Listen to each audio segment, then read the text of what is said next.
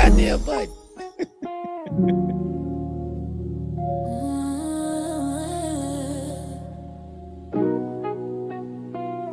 Late night, screens glow, coffee cold, minds woke, 2 mics, 1 code, yeah. Scrolling through the chaos, headlines loud, hearts numb, then I hear that drip talk. Cutting through the hum, gem with the side eye, true stain with the data in his cup. They don't just gas up dreams, they show you how to level up. Oh, from the hustle to the headlines, from the culture to the grind. Every angle, every timeline, they lace and never waste your time. Welcome to the daily drip. Let it run, let it run, let it hit. Oh, tech and politics, stacking common sense. Turn it up, feel it in your chest. Clicking, let your future flip like describe your own ascent. Every gem, every take, every tip. Oh, yeah. They make it make sense. Yeah. I'm tired from the doom feed, faith in rent thick algorithm playing mind games, selling you the same quick fix. Then I catch that real talk about credit scores and crypto slips. Union fights and AI rights, and why your boss be talking slick. Left lane, right lane, truth rides in the same frame. If it's cap, they call names. If it's facts, they fan flames. Oh yeah. Welcome to the daily drip. Let it run, let it run, let it run, let it hit. Tech and politics, stacking common sense. Turn it up, feel it in your chest. Clicking, let your future flip like describe your own ascent. Every gem, every take, every tip. Yeah, they make it make sense. Yeah. From your psychic to your 9 to 5, from the group chat to the bottom line. There's a late night guide through the glitch and grind. If you listen close, you gon' change your life. Change your life. Welcome to the daily drip. Let it run, let it run, let it run, let it hit. Hey, tech and politics, stacking common sense. Turn it up, feel it in your chest. Dig in, let your future flip like describe your own ascent. Every gem, every take, every tip. Our daily drip, they make it make sense.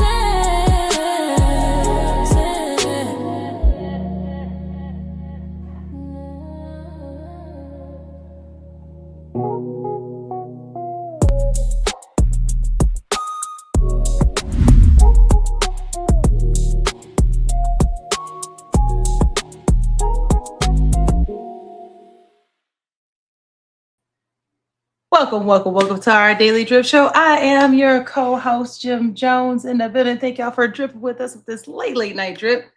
We were hyped, y'all. Before the show, had to do restarts and everything. Y'all know we took a little bit of a break, but we back. We back, and along with me is my brother, like no other. Plain name. Say hello to the people. What up, people? How's it going? Happy Friday, everybody. Glad to be back. I know I came in with like all this energy, y'all. Thank y'all for dripping us. Before we do anything, make sure you hit that like button, hit that subscribe button. Check out all the links below because we are on all the socials. And make sure you tell 2 people you like and someone you don't, because you won't regret that. Just respect that. So, man, I'm on my stuff today. It's crazy. There you go. There you go. It's been a minute. All I like is them jazzy girls. So we had a little bit of a vacation last week. You know, Jim Jones travels quite a bit, so sometimes it's a little bit. I know I've been outside, so now I'm back inside. I'm inside. Be like her when I grow up. I've been handcuffed to an office. That's about to change in a couple weeks. On their money. You know what I'm saying? That's how you do it. So, in the background, you'll hear the producer Joe pop in and out every now and then. So say hello to Cash Pay. Cash Pay, say hello to the peoples. Cha-ching. Yeah, we got to get money sound, something like that. Yeah. So tonight we have a great show for y'all. A little bit of Trump, a little bit of Palestine, a little bit of Chris Hansen. I know we got a little bit of this, a little bit of vigilante. So we got a little bit of Monica in my life. Yeah, so we got different things for y'all today on the show. So make sure y'all stay tuned. Make sure you drop some drip in the chat. Tell us where you are watching from. And shout out to our international folk. Thank y'all for dripping with us as well. We very, very much appreciate it. For sure. So first, oh man, we're going to get into the Kennedy Center board votes to inscribe Trump's name on the building, y'all. Let me see if I can zoom in more. This is the JFK building. JFK, the Kennedy Center. Okay. Let me see if I can go to the other video so we can actually see. Now some people may be like, it's not really that big a deal. A president is a president. That's a president, right? Like, who cares? Well, it's a big deal because the Kennedys in American culture are pretty much a big deal. And Trump said, it's about to be the Trump Kennedy. He went on ahead and did the whole hyphenated marriage thing to him. This is attaching his name though to every damn thing. Crazy work. But let's hear more about that, y'all. The Kennedy Center, the president's handpicked board voting to close the center for 2 years for renovations. They also voted on what to call it. The front of the facility will now say the John F. Kennedy Memorial Center for the Performing Arts, restored and renovated by President Donald J. Trump. In May, a federal judge rejected the board's attempt to rename the center and ordered the president's name removed. A new turn involving the Kennedy Center, the president's handpicked. So they're like, no, we don't want that. Now, the discussion here is,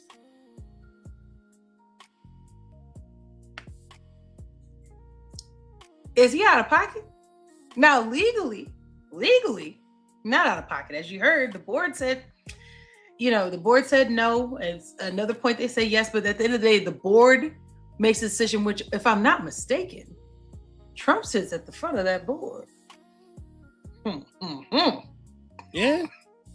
So from a policy and from a legal standpoint, might be good. But let's just dive into morality for a second. Let's take out the red. Let's take out the blue. If that was either your family, your, or just maybe you have ties to just America, right? Do we think it's out of pocket, or do we think like, listen, when you come in, I'm doing it? Drop some drip in the comments. Let us know what you think, Plain Dan. You think he out of pocket, or you think that I do what I want? I would say he's out of pocket if he hasn't actually spoken with the family. I know his relationship with RFK is decent, but like, what did they have to say in hindsight in terms of what these renovations look like? I mean, it's obvious what he's doing. I mean, that's Unc though. That's his Unc. Yeah. That ain't his daddy. You know what and come to find out, they really don't mess with him like that, from what I understand. That's another thing. Yeah. So I mean, I'm just saying, like, I would want to know what the initial, what the family thinks about it, because they talking about renovations. It's like, we can renovate it, but why the hell you got to stick your name under there? Or you got to make it known one that actually decided to actually do something with it? Like, is that what it is, or is it a vanity project? Like, what are we doing? That's kind of what I would want to know, because at the end of the day, if it was a plain Dame center, and I'm no longer here, and somebody want to come along and do something with it, I'm hoping that they actually at least spoke with my family about it to see how we felt about it. Last thing we need is another vanity project. I mean, you're already doing a ballroom thing. Now you want to mess with the Kennedy Center? No, I'm gonna just say it's gonna be Martin Luther King and Donald Trump Day. That's Martin Luther King, Donald Trump Boulevard is crazy. It's about to be July 4th and Trump Day. MLK TDG. I don't know, man. I'm just saying, it's about to be President's Day and Donald Trump Day. I'm not, like I said, I'm not against anything being renovated and updated, but just sticking your name on something just to say, hey, look what I did, just because you can do it. That's that, I came, I saw, I conquer the type attitude. So I don't know. I'd be really interested. MLK, I think it's very tone deaf. Boulevard is crazy. That's a lot of damn acronyms. That is. Yeah, like I think whether you like Trump, dislike Trump, like the National Memorial is public property, right? So right. In a cultural sense, if Congress named it, the Kennedy Center, then changing it, that identity should require Congress, not a board finding, a workaround for it. So to keep it real, I'll tell you what the numbers was. The board reportedly voted 20-3 to add Trump's name as restored and renovated by President Trump. I'm pretty sure that probably went through a lot of back and forth to even get it to that, right? On the name that the grounds, President Donald J. Trump Plaza, but the federal judge already ruled that only Congress can change the institution's name. So my common sense position on this is that public institutions need rules that outlast whoever's in power. And so you already know how I do with this. I always come back to the money. And y'all can go back to whatever y'all doing with it. But I'm going to bring it to the money. If the board is talking about a 2-year closure and major renovations, then what should you do? You should show the taxpayers and the donors the full business case. So we're going to bring it to biz. So that's cost, procurement, lost programming revenue, and who pays for the budget when it runs over. So that's branding. It's not a renovation plan, not at all. What's my bottom line on this? Preserve the institution, follow the law, publish the damn numbers, and the president should not be able to treat a national cultural landmark like a naming rights deal, treating it like a damn stadium. Right. So according to this, the trustees also support not just the physical building, but they said, listen, we can name the grounds the President Donald J. Trump Plaza. And here's the thing. The board said it wanted to honor his contributions to the center. Now, mind you, he serves as chair. And they said that if he had not stepped in, it would be in financial ruin. And without his unique stature, meaning that due to his position, his willingness to put in on this, the development of renovating this would not happen.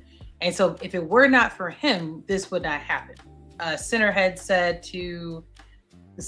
Matt Fulca to undertake all legal means to effectuate such recognition within 2 weeks. So AKA Matt, he said, Matt, go make that happen. You saw money I put in?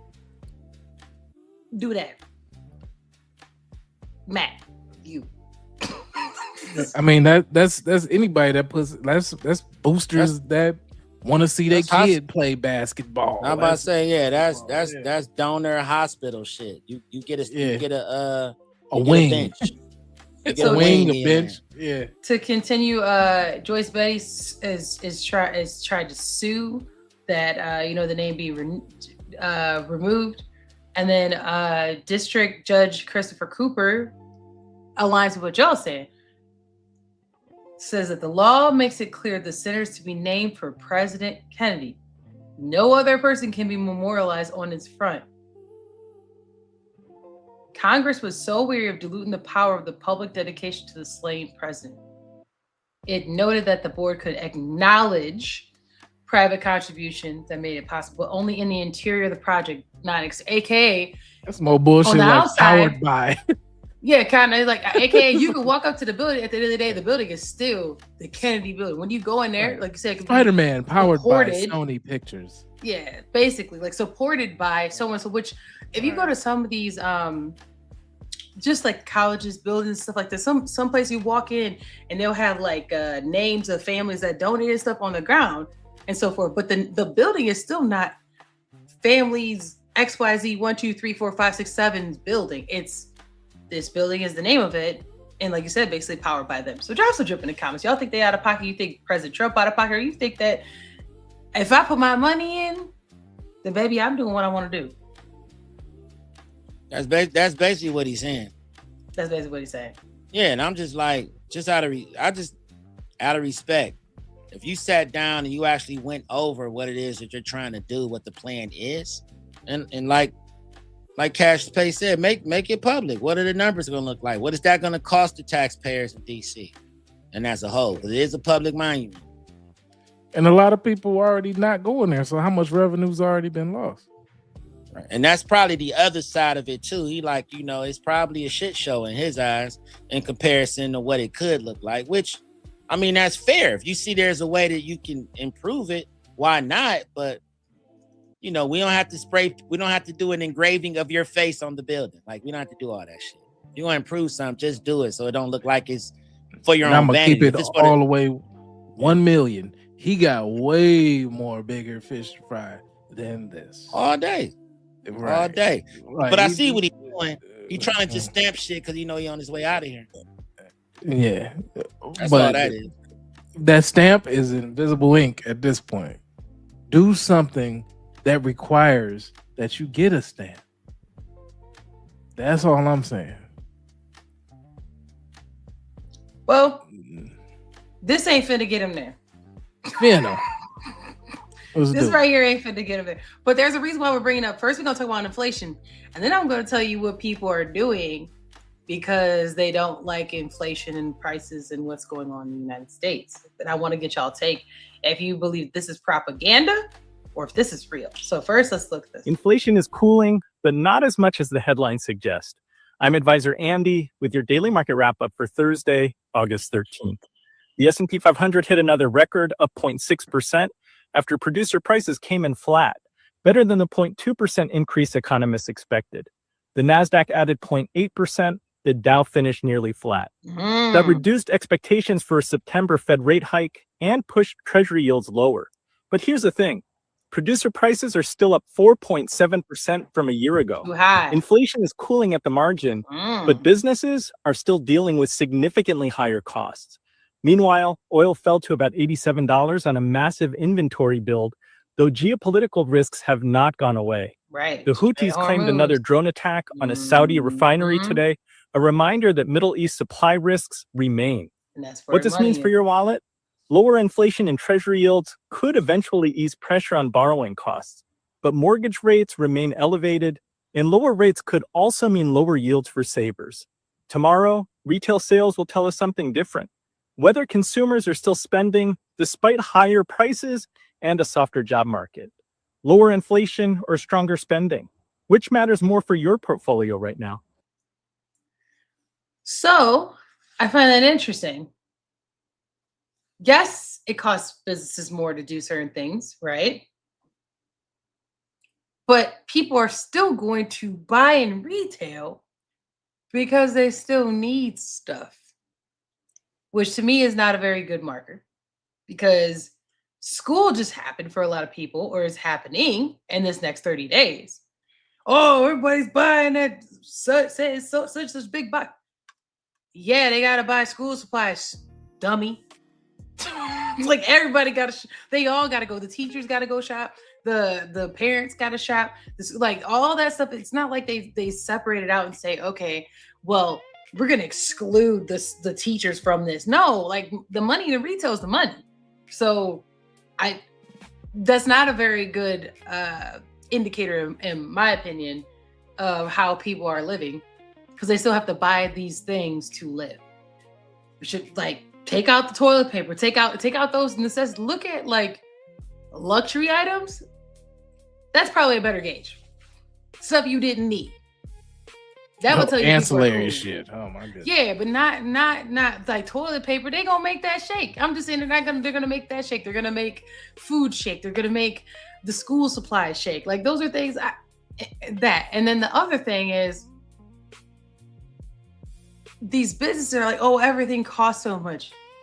It does. But the problem here too is if I sell a product for $1 and I'm charging you $5, even though it might cost me $1.10 to make it now because of stuff, I don't want to pay $1.10 for it. I'm gonna make you pay $5.10 for it because I don't want to change my margin of it.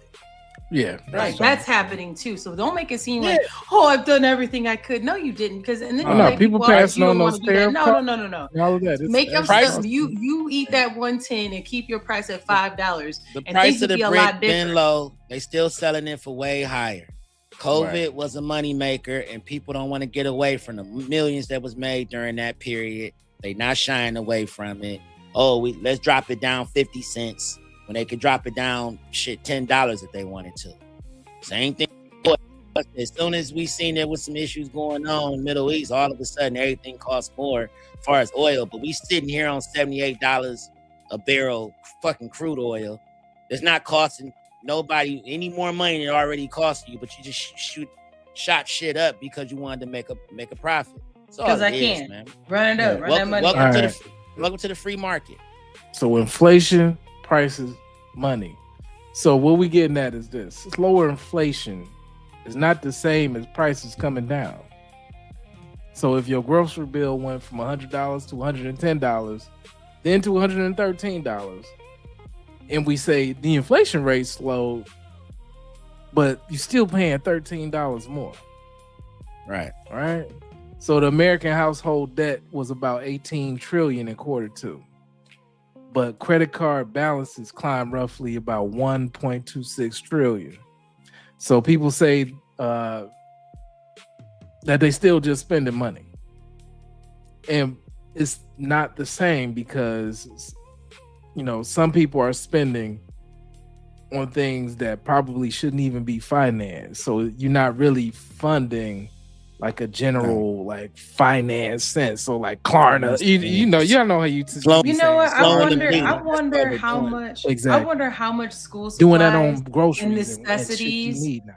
Yeah, like I wonder how many necessities, just like the piggyback on that, and school supplies was used from those companies. That will tell you how bad people are struggling. I would love to know the numbers on that. That would tell you how bad people are struggling.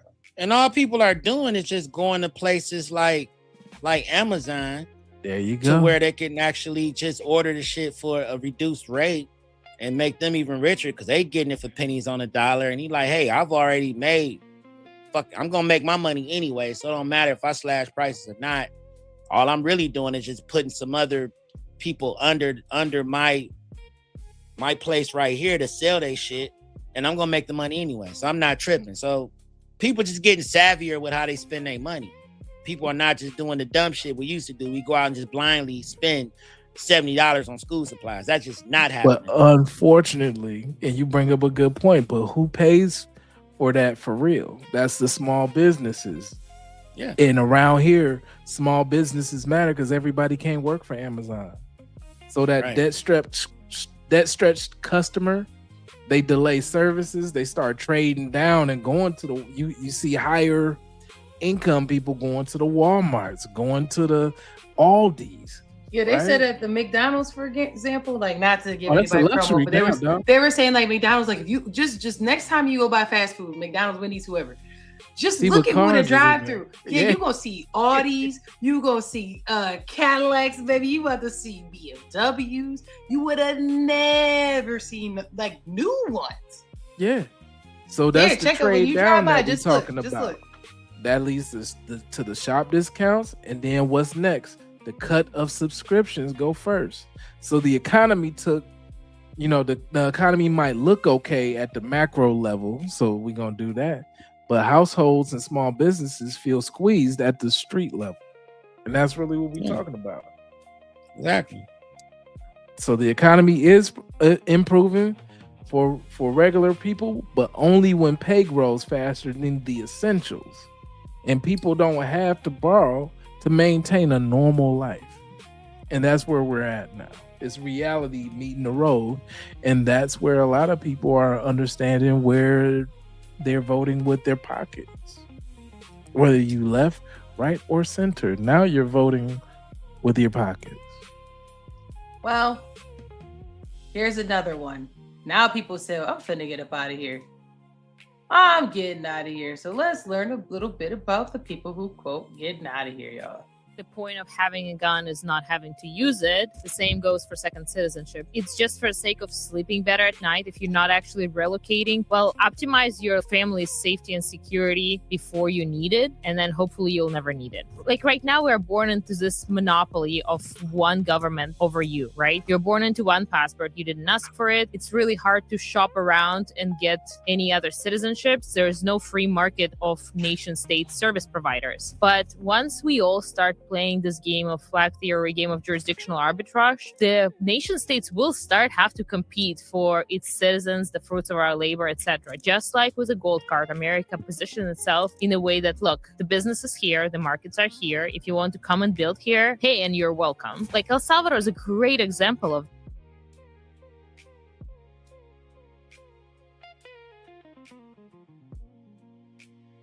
You are muted. You are going off. Sorry, y'all. Just to add on to that real quick, the plan B of this, just to give more context before I continue, is that people are making sure that they have basically secondary citizenship, like to a degree where if it's not that they're looking to leave the United States necessarily, but if something pop off, I can go. A plan B, a backup plan. So that's why it's called a plan B. Break glass. And so people have been doing this with the United States for a long time, but the U.S. citizens haven't been necessarily in droves doing this. And I'll give some context after the video of some places that I read about that where some people are going. So let's go ahead and continue this. Let her cook. Of that. They said, look, we are pro Bitcoin. We're stacking ourselves. Come here. You're going to have a freedom of speech and come and build a new El Salvador. All you have to do is pay $1 million for the passport. Just like with 21, with Jack Mallers' new company, they're issuing shares to buy Bitcoin. Well, what can country issue? They can issue a citizenship to buy Bitcoin. Yeah, that's true. Just like. So. They want people who can provide revenue to their areas. So what I was reading is some of the countries, just real quick before we go to our next topic, is some of the countries that are on the top of the list are like the Caribbean. The Caribbean, you pay, I think it's like $250,000 worth of property. You can become a citizen. A lot of them, it's if you invest in our land, then you can have a passport here. It ain't cheap though. It's not like you buy a little shacky. I mean, I'm gonna be for real. Grand. It's relative it's actual bread though. Like it's not like you're gonna just pay $5,000 and you get to do like it's not that. It's an investment in their country. Hear me out on that one, because in some areas in the Caribbean, when you buy the land, it's yours. You don't have to keep paying in perpetuity. So if it's $250,000 for your house and whatever you got, and then it's yours, and you don't got to keep paying on it. Kind of $250,000 real spent. Well, I'm not saying that it's bad. I'm just saying that. Oh, I'm just saying it's not like at that point, if you got it, it makes good financial. If you got it, it ain't tricking if you got it. Always. Change, mama. You know what I'm saying? It ain't tricking if you got it. But no, I'll add to it. Like I think, I understand why people explore a plan B passport, right? Housing, healthcare, crime, politics, and the cost of living. Yeah, it can make people want options. But moving abroad is not an emotional reset button, though, right? It's a financial and a legal project. So the first question is not which country looks cheaper when you scroll on YouTube. Shout out to YouTube, because that's where we own. That's the platform that we rep. But it is, what's your after-tax income looking like? Residency pathway, healthcare costs, housing costs, safety, currency risk, dual taxes, the ability to earn locally versus remotely. These are things that you should think about when you're making these decisions. I told you my name is Cash is Pay. This is where we at with it. But cheaper rent number does not settle the debate. So if you lose like US level income, because that's another thing that happens. Yeah, you can live abroad, but you gonna earn abroad too. That's the difference than earning that US dollar. So yeah, paying that international health insurance, needing multiple flights, to come home yearly because you got to check back in. You can't legally work where you live. Then that means that the math can flip real quickly on that. So the last part of that is the financial decisions on that. The financial smart version of optionality is obtaining legal travel or residency options. And if they fit your situation, build portable income. Retain an emergency fund, because that's to break glass, and test the location before you just go and sell everything. Some people, I remember back in the day, I done had family members about, I'm moving to Atlanta. All that, how many people say, I'm moving to Atlanta, and then 3 months later they come right back. Well, I'm moving to California, go pursue my dream. Come right back. the bottom line of this is do not flee a problem without calculating the replacement cost of your life. That's it. Because a loser in Idaho is a damn loser in Georgia. That part. All the way. That part right there. I'm gonna beat somebody. You'll be the same person you was in Georgia. You was a nobody in Maricopa County. You damn sure gonna be a nobody. Or shout out to O'Shea Duke Jackson, where he be like, wherever you go, there you are. It sounds like that Tupac song. Every other video. I ain't talking about same hoes. Well, the same hoes. You are the same hoes. You are the same. I'm just saying, yeah. The same hoes. Your mindset didn't change. You didn't magically get on the plane. It was in a Warren G video. There's my homie Snoop video. Just because you read Rich Dad, Poor Dad on the plane don't mean your ass gonna land and figure this shit out. Even that author filed bankruptcy, motherfucker. Like, you are who you are, dog. So, I'm a go live abroad. Okay, you was living like abroad here, so. That's what you're gonna be looking like, living abroad. All right.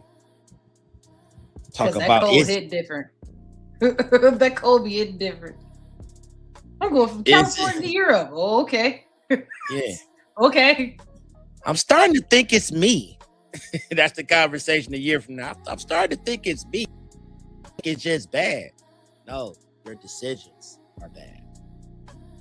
This is perfect. Speaking of bad decisions, let's talk about the Israeli settlers who are pulling up on the Palestinian homes, which is wild. When we get to the how, it's wild, y'all. So let's go ahead and I think I got the sound on me good. Actually, the 3 homes that have been besieged by these settlers for 4 days now. We're going to try and climb up this hill and see if we can get past the settlers. These journalists be risking it all, baby. From every angle, the view from this Palestinian home is the same. Israeli settlers everywhere you look. For days now, they've set up camp and surrounded 3 homes on this hilltop in the occupied West Bank in a bid to force the residents out and take over. They've cut water and power lines and have tried to stop anyone from approaching. All of this is illegal, and yet this is what happened when Palestinian residents first called the Israeli military. They start hugging the settlers and they start praying with the settlers and absolutely did nothing to protect my brother and his son. Luai Riddi owns one of those houses. A Palestinian American, he's watched all of this unfold from Ohio. And this is what he saw on Wednesday. Israeli military trying and ultimately failing to remove the settlers from the area. The settlers are still there, and so are 2 Israeli soldiers who order us to stop and turn off our vehicle. The soldier tells me this is now a closed military area and that we're interfering with military activity. An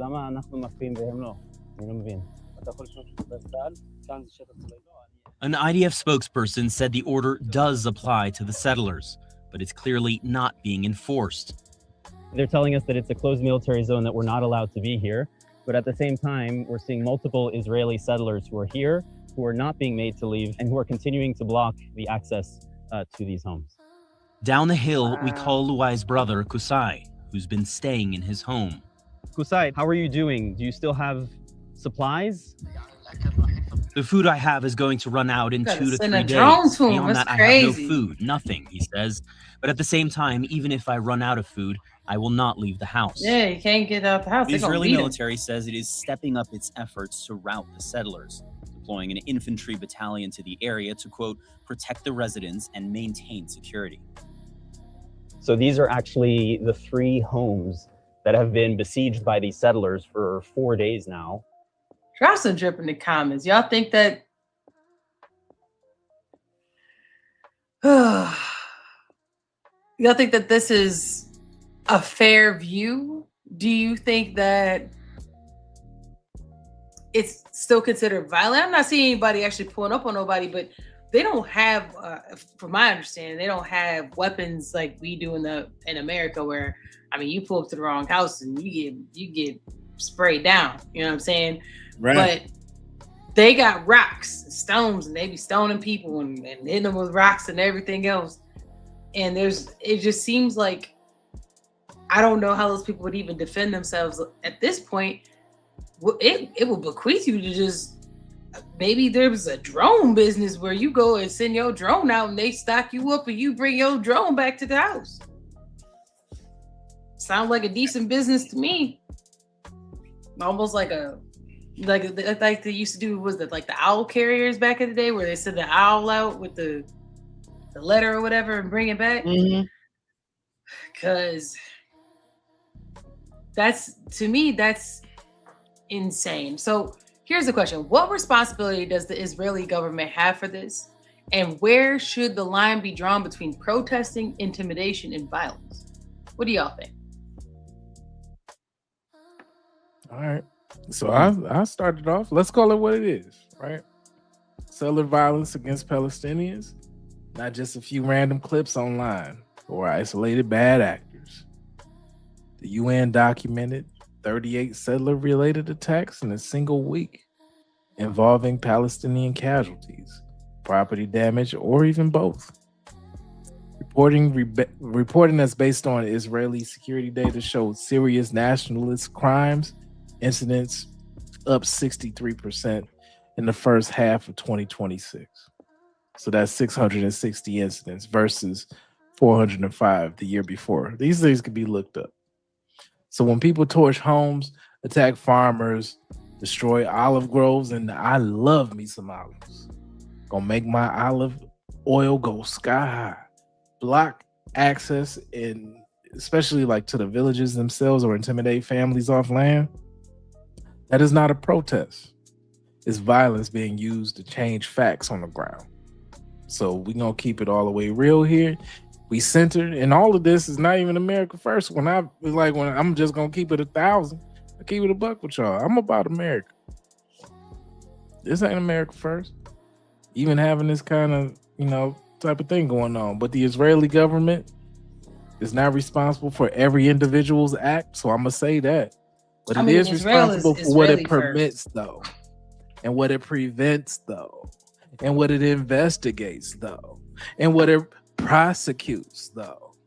So if violence for their people, though, believe there is no meaningful consequence, then the state is creating the conditions for it to continue. So that's where I was getting at with that. I got a centrist view on this, but you can reject all the anti-Semitism, because that's not really what I'm talking about here. And that's what everybody always want to go back to, and all that is getting old with that. Yeah, it's about people. You're talking about people. What's going on. That's where I'm at, man. It's about being a fucking human at the end of the day. Like, live and let live. I'm hearing bully shit. It's weird, right? Like, to me, it's weird. I'm +1 to that. How is it about being anti-Semitic when I have no beef with the religion at all? Like, I literally have no reason to be sitting here beefing. Like, we're not coming over here talking about. So I don't know where people get that from. Now, if you come on the platforms, or you out there and you talking like, I don't like these people, and I don't like these people, I don't like this, and I don't like that, and you start talking about history, things that you don't like about it, that aligns with that, maybe. But to blanket statement that on anybody has got anything to say at all, it's kind of wild. Because there's no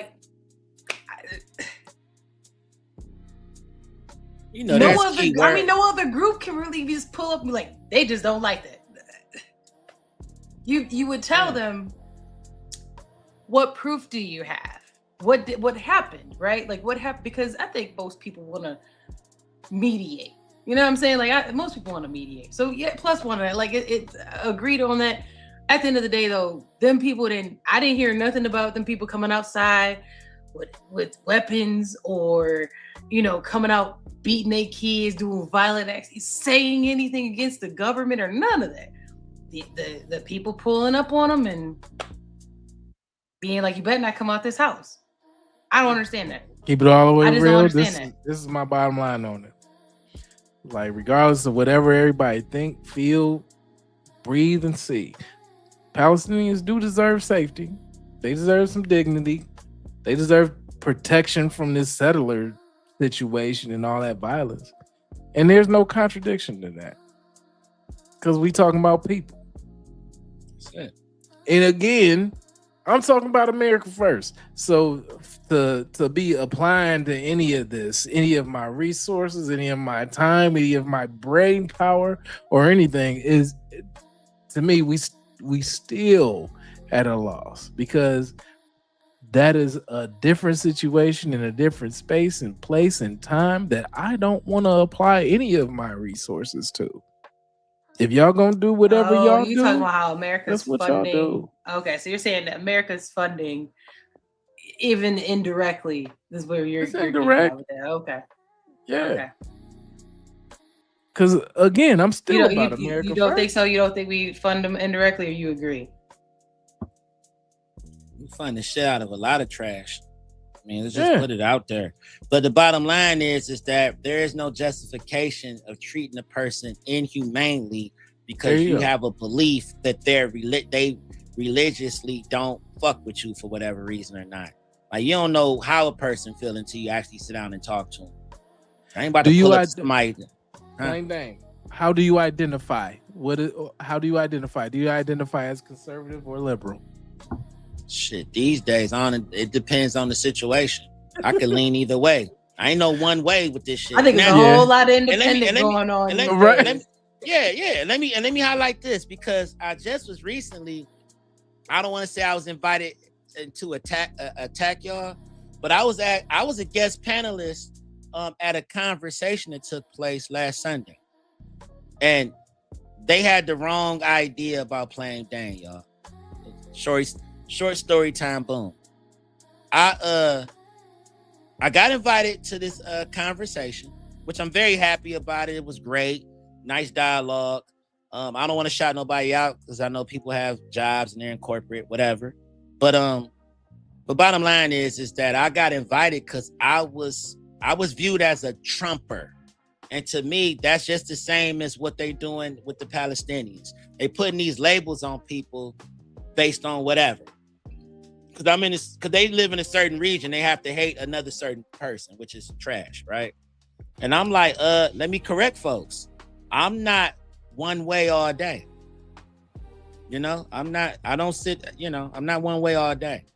I can lean left on certain issues. I can lean right on certain issues. Very centered.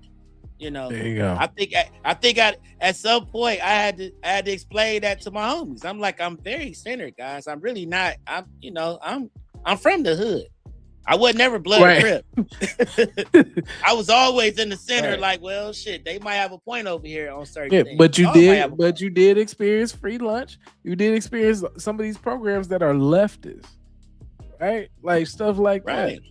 Right. So like those things participate in your upbringing and how you understand that's an investment in the community. Yeah. I get the benefits. America first. I get the benefits. Right. I get it. I get it. I'm pro-America at the end of the day. I am team America. And that's the part that pisses people off, because I'm like, listen, we can't sit here and just be trapped in ideologies all damn day that's being given to us, I might add. Most of us not even doing any research. We're just like, we're being told how to feel and then we feel it. The talking point regurgitation. Yes. That's not what we about here. I had to sit through 3 hours of that, y'all, of people coming at me, talking to me about eggs. I'm like, motherfucker, you shop at Aldi's. What are you upset about? Not to shout out any particular grocery store chain or anything like shout that. Shout out to Aldi's. I'm shouting them out. That's not a bad. That's not a bad. No, but I got my quarter going right in that. GFS is my spot. Yeah, but I'm saying to use that as your talking point, it's like asinine to. I'm like, and I'm talking to people that are college graduates that's probably making six figures. You're sitting here arguing points about eggs and milk, and I'm like, that shit is tired. That shit is tired. I'm like, you're sitting here discussing with me. You wanna put one person in a puppeteer seat of a bunch of other shit, and we're talking about free market stuff. I'm like, let's get past the geopolitical nonsense and look at it as what it is. It's people trying to make some damn money. That's all it is. And if we all were in the same game, we would do the same shit. If I could buy the oil at $68 a barrel, then hell yeah. Why? If I can get away with it, why not put it at $5 a gallon? Now, Plain Dane would never do that because I feel like I'm still gonna make my money no matter how it go. Anyways, I don't have to be greedy.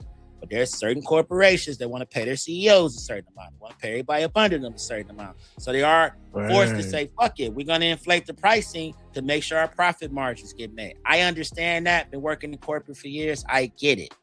But if that's your argument and you don't even know who the hell your council person is, you don't know who the mayor is. You're being hyper local.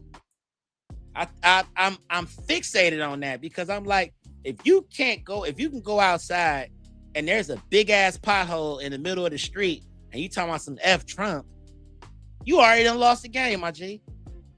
You already out the game.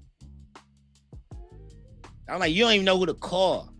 You don't even know who your governor is until somebody else tell you. But I'm way off topic with this, but it's just... No, you're not. You right on time, sir. Because we need people to understand that they need to first look at it's called locus of control. Let's bring it into some college words. Locus of control. What can you control? What is out of your control? Things that are at the federal level, who give a damn about half the time? Because he talking about turning stuff into the Trump and Kennedy Center. Who give a damn? You got people jumping off damn aircraft carriers.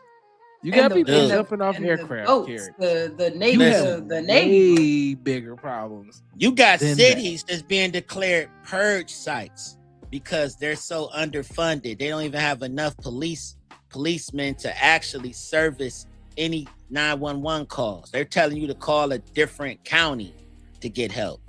Like, we got shit like that going on right now on a local level. Like right now, EC damn near about to come up with a vigilante. What is EC for everybody because we got international people. Yeah, for my international people, there's a small, tiny city called East Cleveland, right? They are grossly underfunded. Half the city is falling apart. You talking about 17 square blocks of abandoned buildings and housing, just sitting there rotting because no one can afford to fix it. They don't have the police force to deal with the amount of crime that's happening right now. And abandoned bandos and everything else is going on. That's what I'm saying. It's bad. And East Cleveland is not that's not exactly the monolith you would like to think it is. There's a lot of cities like that across the But the thing States. is that it used to be. So it's like reverse gentrification if you think about it. It used to be Millionaires Row in East Cleveland. That's what it was called. Rockefellers lived on Millionaires Row in East Cleveland. There is an amazing, immaculate cemetery that is on the East Cleveland and Cleveland Heights border that has presidents that reside in the cemetery. Right? Over Cleveland and a lot of other people. Yeah. Senators. Reverse gentrification there. Yeah. It's wild. It's very wild. But that's what I'm saying. Like, I'm sitting there talking to a crowd and I got people regurgitating old stories about abortions that's been debunked because they're older and they don't even know how to do the real research to look at even into the stuff they're being told. Like, that's what's going on right now. Like, that whole sheeple thing that people always saying, these people are sheep. That shit is reigning true right now. Because AI is making everybody lazy. You call it artificial intelligence. I'm like, it's aggregated information.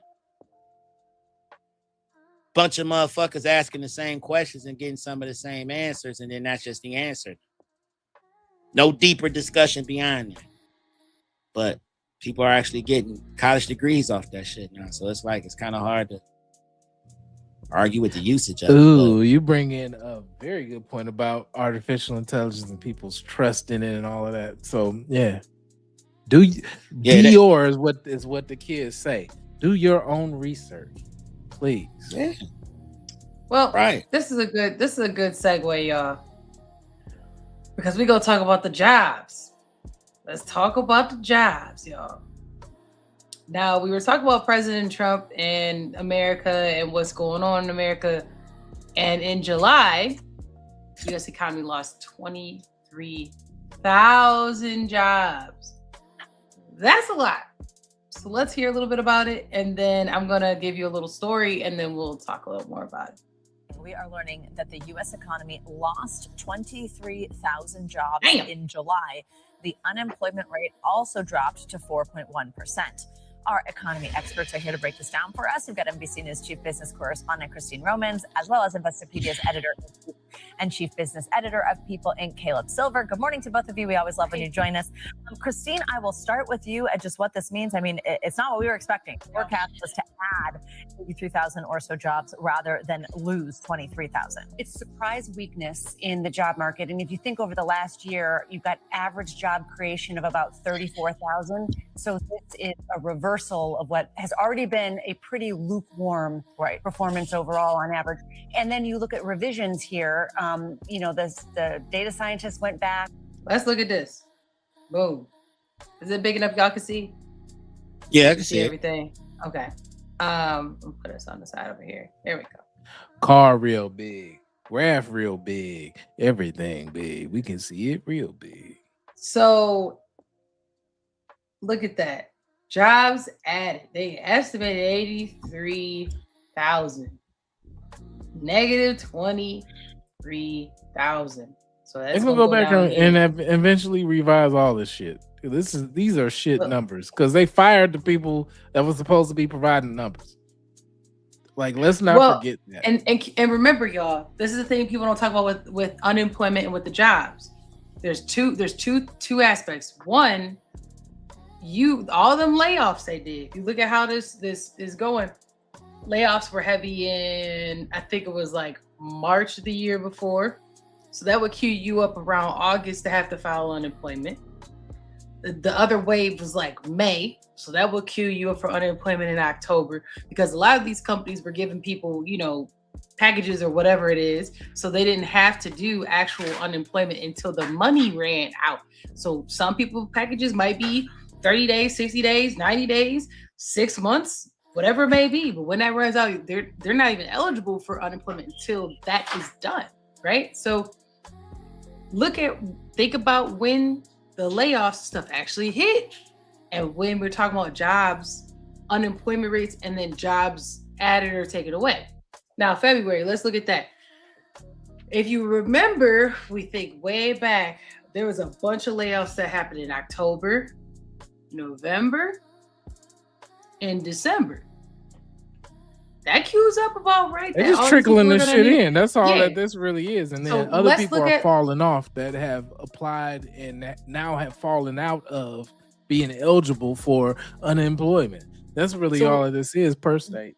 What this says to me, and we'll get to this other post real quick, is they estimated 83,000 jobs. To me, my inkling is this. Maybe, just maybe, somebody did layoffs that wasn't supposed to do layoffs. Or they didn't hire the people that they were going to hire. Or those hires were AI. They had 83,000 jobs, but they wasn't for Americans. Maybe they only had 20,000 jobs for Americans and 100,000 jobs for Asia countries or wherever. Yeah, like other places. And Malaysia. Because they're like, oh, we hire people. Yeah, people. Did you hire Americans? And I think that's, to me, before I be quiet, I'll let y'all cook and then we can go to the other video that's similar to this, to me, we need to change our language. I don't want to hear about how many jobs are added. How many Americans did you hire? How many Americans were hired and started? Because sometimes y'all have 8 posts, somebody will say like, oh, I'm going to take this job. They accepted 3 different jobs. Baby, they're not showing up for one normally until we get to this other story. Y'all got anything to add before I get to this story? I got some sauce to add on that. Oh, go ahead. Sauce that up. You need to grab how many companies profits fell and they sold, and then those jobs basically got absorbed. I'm only saying that because I work for a company that buy tons of companies every damn near every month. They buying like 4 or 5 different companies. I'm seeing a lot of that too, to where the company gets sold, those jobs actually, whatever jobs that was there, whomever that the company that purchased that particular business, they already have people already in those positions to take over whatever jobs that other company was once doing, and then they just laid off everybody and just bought the name and just took the products. It's about efficiency. They buy that book of business or whatever. Yeah. So a lot of that is going on, and I don't think that's discussed enough, because being on the inside of that, now that I'm kind of in leadership, I'm seeing a lot of different things that I didn't used to see, and I'm just like, that explains a lot of stuff too. But depending on who's in has office, no clothes. Yeah, it depends on who's in office, what particular news cycle favors, whatever makes whomever looks a certain way. Sometimes they'll report it a certain way. But the way I'm looking at it is, because how is it that we got job loss, but unemployment is down? They said that in the same breath. I just thought that was weird. Did y'all catch that? Yes, because unemployment counts for who actually applies for unemployment. Right. When you are no longer eligible. The other part too, we didn't talk about the underemployment. Last piece on that too. Underemployment. So when you look at this, go back to this graph, y'all, because let's go back to the graph. Remember we talked about these people who lost their jobs over here? Baby, unemployment don't last forever. So by here, them folks ain't even being counted on unemployment, because whenever your state's unemployment runs out, you're not even counted. So that 4% or 2%, that ain't even real, because there's people who just ain't even counted in that because they not qualifies getting a check. as underemployment, so that we understand? You no longer getting a check. You are no longer getting check resources or benefits from the government because you have lost your job. No, that is not underemployment. Underemployment is you qualify for a job but do not qualify for those benefits that we're talking about. So that would be your I didn't mean by Walmart the job. Your Walmart jobs, your part-time jobs, your jobs where you are a contracted employer or employee. So these are things where you don't get full-time benefits. That's what qualifies as underemployment. Right. So a low unemployment rate does not necessarily mean that hiring is easy. It can mean that people are holding tightly the jobs that they already have. Or they both some more sauce. I got some more sauce for y'all. Oh, go ahead. What I've been running into a lot of people aren't applying for unemployment because their jobs is cashing them out on a vacation and whatever parachute that they got set up for them after the sale of said business. People are like, I don't need to apply for unemployment. I'm gonna go back to school for a second, or I'm gonna take this part-time job that don't pay much, but just give me a little something to where. Right. That's what I'm saying. Like they're not. Because you got to go through too many hoops in order to get unemployment. Right. They're not getting government money. Right. It depends on the state you're in. Because like New York don't make it easy. Ohio don't make it easy. Jersey don't make it easy. There's a lot of states that's very difficult to get unemployment. You got to go through a lot for them to approve it. And then sometimes they don't even approve it. You also got the Medicaid and the Cobras and all that. And SSI. Some people getting checks already anyway. Oh yeah, a lot of people that's working already getting Social Security. They already getting some checks. Yeah. But you got a situation where people are like, they told me I got approved for unemployment, but I got approved for it in August, but I don't get my first check to damn near end of September, early October. So a lot of the reporting is going to be skewed because you haven't even started getting that money. It's being trickled in, to be honest. Yeah. That's all it is. So it's you being find trickled out, in rather than dumped on. Exactly. So then next thing you know, when they do the reporting in say October, they'll say unemployment is at an all-time. Yeah, we got to revise it now because there's a lot of stuff that they're not taking into consideration. And it's just been weird looking at it from this lens, especially doing what I do with insurance. I talk to a lot of people that are laid off because the first thing that happens when you get laid off. You either gonna spend all of that money on a Cobra policy, or you're gonna come talk to somebody like me that can give you a better rate. You know what I mean? Yeah, So because you ain't gonna want to spend $1,200 a month for some damn health insurance. not when I can get you a plan for $300. They like, hell no, I'm not doing that. And then on top of that, if you got your buyout was $47,000, you know, that's gonna hold you for a couple of months until you find your next job. So it's just interesting the way they report stuff versus how stuff really happens in the real world. A lot of that shit that y'all see, the graphs and all of that, some of it be real, a lot of it be bullshit, because I feel like it's a lot of information that's missing from the overall conversation. No, it is missing, because what's missing is like the part-time work, just people that settle for lower pay, the leaving the labor force, because all of that means that they, rather be out of the labor force than show up as unemployed in the labor force. So people are forced to retire when they really can't retire. Like that shit matters. So July payroll unemployment fell by 23,000 jobs, like we said, while unemployment was 4.1%. Right. The data showed job openings around 7.4 million. That's only about 5.3 million hires. So there are roles posted, but employers are slower and filtering harder, right? Because they can, right? This is like yesterday's price was not today's price. So we got somebody here for 60. They were good. Let's see if we can get somebody for 50. Let me see if we can get somebody for 42. I'm going for 45, 40, Right. 45. That's me. That's me, because I do a lot of hiring. So that's one of that's one of those things. Like high quality for the lowest price. Capitalism. Welcome to it. Because at the end of the day, people will take a pay cut to show you that they can produce.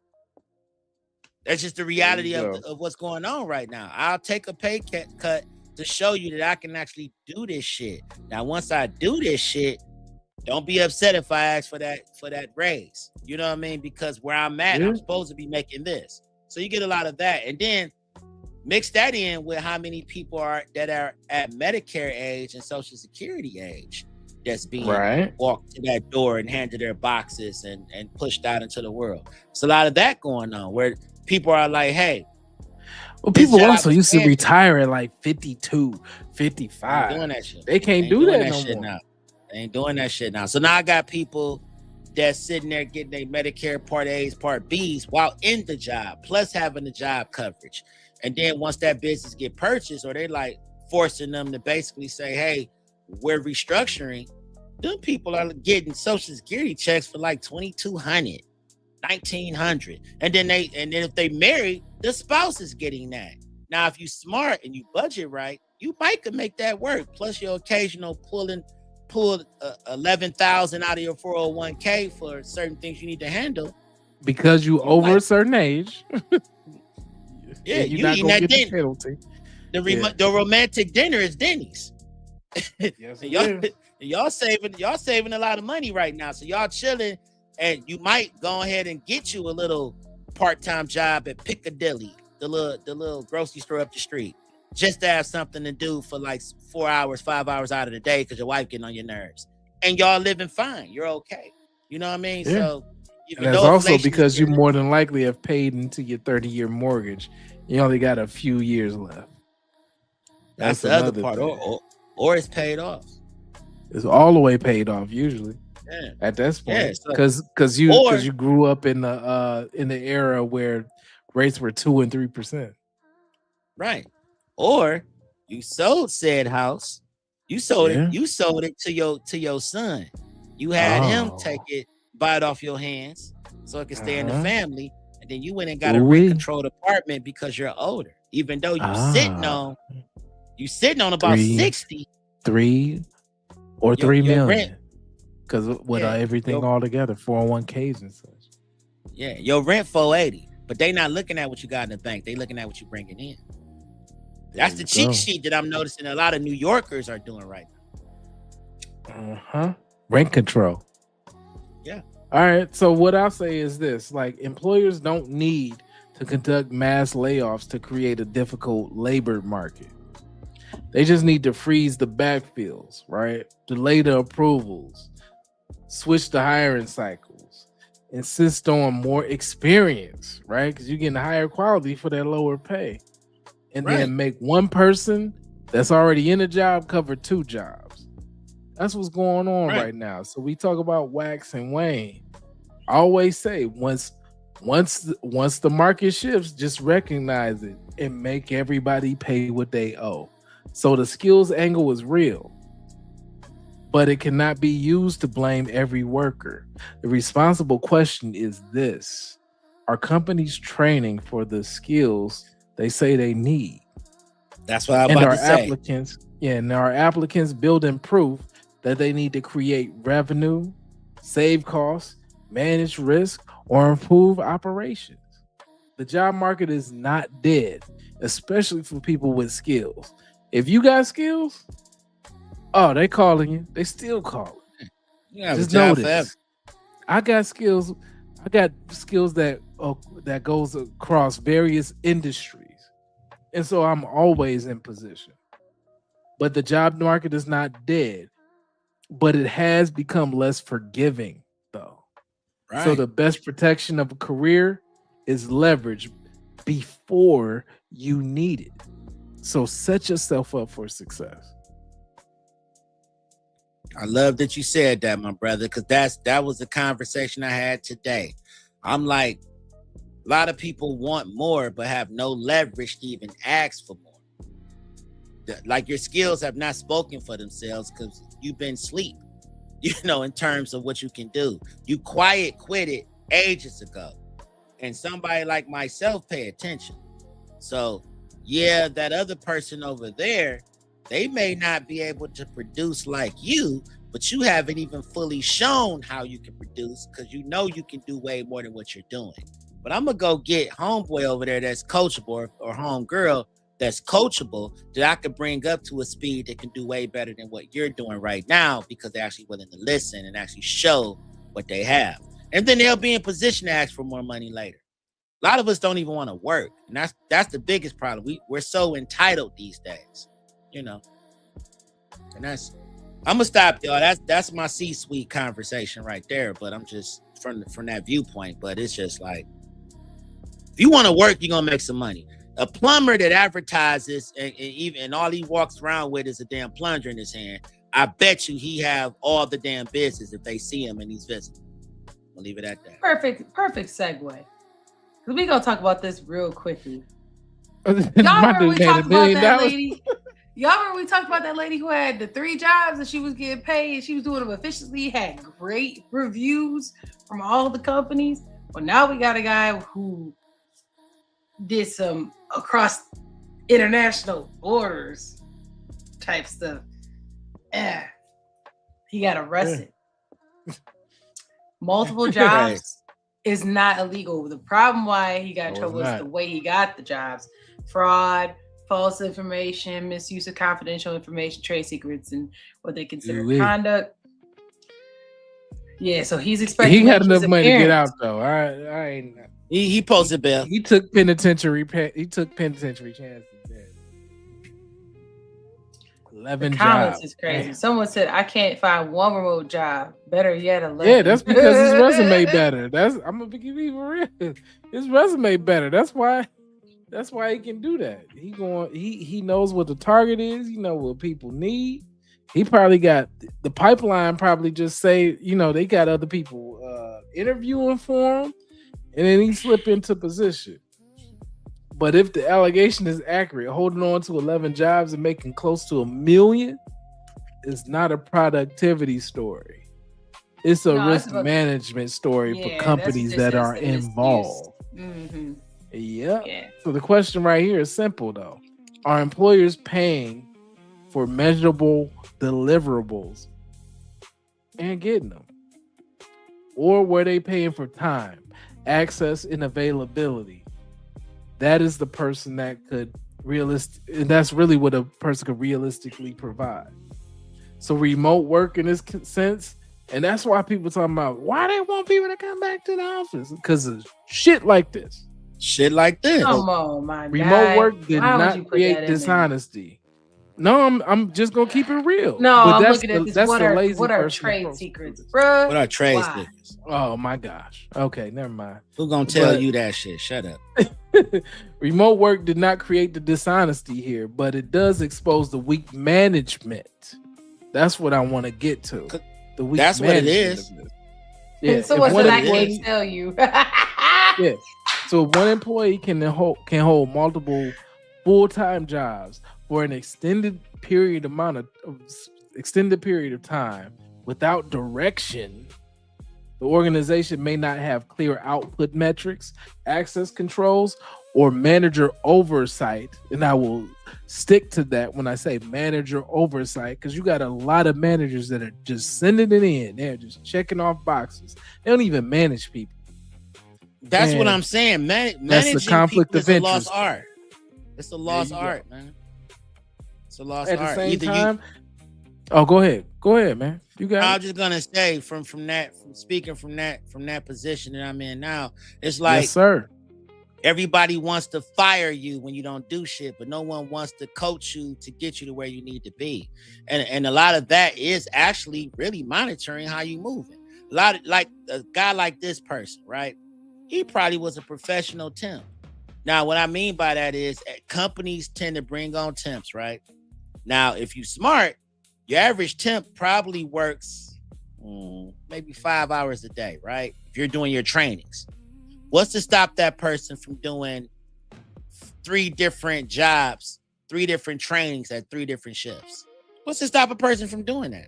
That's what I would do if I wanted to just make some extra money, because a lot of times it probably I not can gonna make keep my me 90 anyway. days, and at the end of that 90 days, I done made my money already. If I was at 3 different jobs, Right. making 80, between 60 and 80. Most remote jobs are going to be part of like your $50 to $80 club, because that's going to be like developer, that's going to be business analyst, that's going to people who can be remote. Right. Yeah. So it's like if you do those jobs, you work all day, right? You work all day. All of those jobs are going to give you the weekend off, so you can sit back and replenish and chill, and then go back and work those crazy hours like you've been working, which it really ain't really work, because if you're training, you're just sitting there. A lot of times, people don't even turn their cameras on. I'm one of those people that make you turn your camera on, though. So I want to see. Get it. So I need so that. it pisses I people need off. that. I'm like, I need to see everybody. Especially if I'm sitting there in my damn Burberry tie with my damn Armani shirt. You need to fucking see me. I need to make it seen.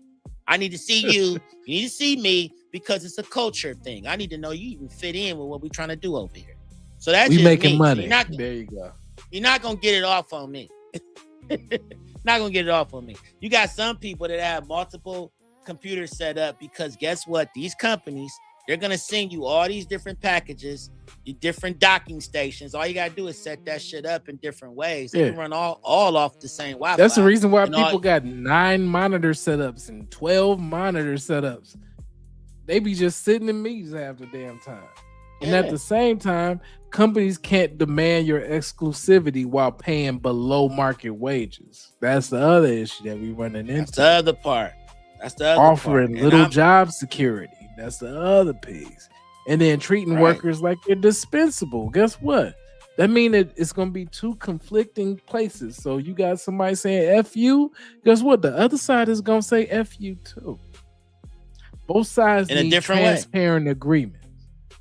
That's so That's you it. pay for the outcomes. Define the conflicts clearly. Protect your data, because that's the main thing that happens with these situations. And do not pretend that a job is secure enough to demand blind loyalty from somebody.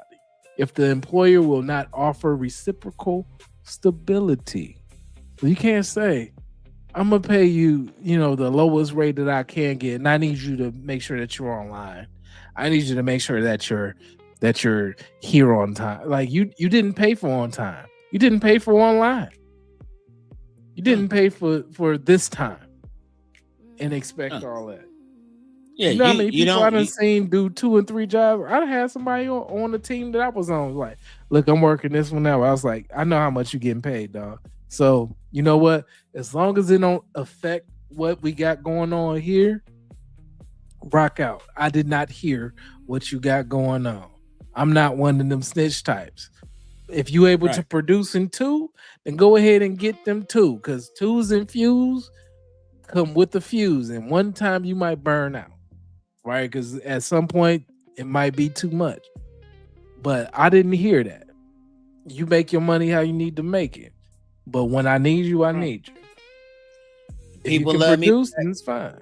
There you go. People love me for that same. They love me for that same reason. You know, I'm like, listen, I'm a hustler by trade, brother. I'm sitting here. I'm running this team. I'm booking jobs. You know, I'm one of those. I work 8 days a week. I'm one of those people. Hell, I'm on a pod, but at the same time, I just did payroll an hour ago. It's that type of energy over here, right? But bottom line is this. If your ass can't produce like a barber with a sharp razor, guess what's about to happen? Your ass gonna get cut. So you better be able to have that work-life balance. I'm all for it. I'm like, I had to have a conversation with a young man. He was like, yeah, man, I be seeing you, how you be in the meetings. I be, yeah, I know you be on. Yeah, brother. But I've been here it took me a while to get here. This wasn't yesterday. I've been working like this. I've been producing like this. I've been dressing like this. I've been doing everything. You see what's going on. This wasn't this year. This was 8 years ago. It wasn't overnight. I worked to get here, brother. It got gristled in. It got stitched in. That's it. It's not. And I'm like, it's a t-shirt, right? It can't be a t-shirt. It gotta be in you. Nah, shit gotta be in you, not on you, brother. It gotta be in you, not on you. You know what I'm saying? It's, you can spray that cologne, but if your pheromones already smell like the cologne, nigga, it's in you. You understand me? So there you go. I had to explain to homie because he was like, he fell in love with just how I was. Because I'm like, yeah, I do this, but this weekend I'm probably gonna shoot 2 videos and I'm about to probably film somebody else's podcast, and that's gonna get edited. Not to mention we're gonna do some flyer work, some other things, and I got a consultant situation I gotta do. He like, damn, when do you sleep? I said at night. We don't make excuses around here. We just get it done. He said we got the same 24 hours, my G. Yes, we do. That's it. When do you sleep? At night. And I wake up at 4 and I go to the gym, and then I leave the gym, and I probably have about 3 or 4 conversations on my way home. Because that's how I've designed my life, because I like having money. I like being able to do shit. So don't sit here and complain about me. Oh my God, what you mean this is hard? The only person they need to talk about something being hard is your spouse, nigga. That's it. Life is not hard. Life is what you make it. You know what? This is a good segue about life being hard. This lady right here would tell you life is hard. 30-year-old nurse said that 3 Black officers racially profiled, assaulted, and punched her. Okay? Y'all ready? Let's go. Actually, we don't need the music. Just watch. Okay, ready? Now this is where it's this is like Florida, funky. first of all. So it's already messed up because it's Florida. Okay, y'all ready? There you go. Yeah. Here we go.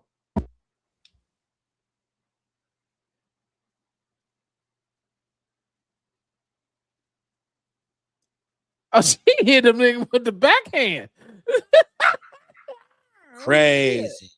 She said, "Pimp slap." Poll in the chat. Make sure y'all vote in the chat. Let us know.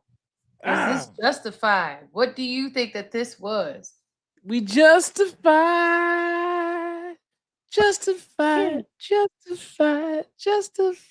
Let us know. We justified. Let us know what y'all think. Yeah, There's a poll in the chat. Let us know. I'm gonna play it one more time so you can see for some of the folks who just popped in. I hope make sure y'all hit that like button. So she is inebriated. Clearly, she is a nurse. Keep that in mind. They took her up. Oh, so do not harm. She said, "Yeah." Oh, damn. He was not playing around with the reciprocal. He said, "Bitch." Goodness. Yeah.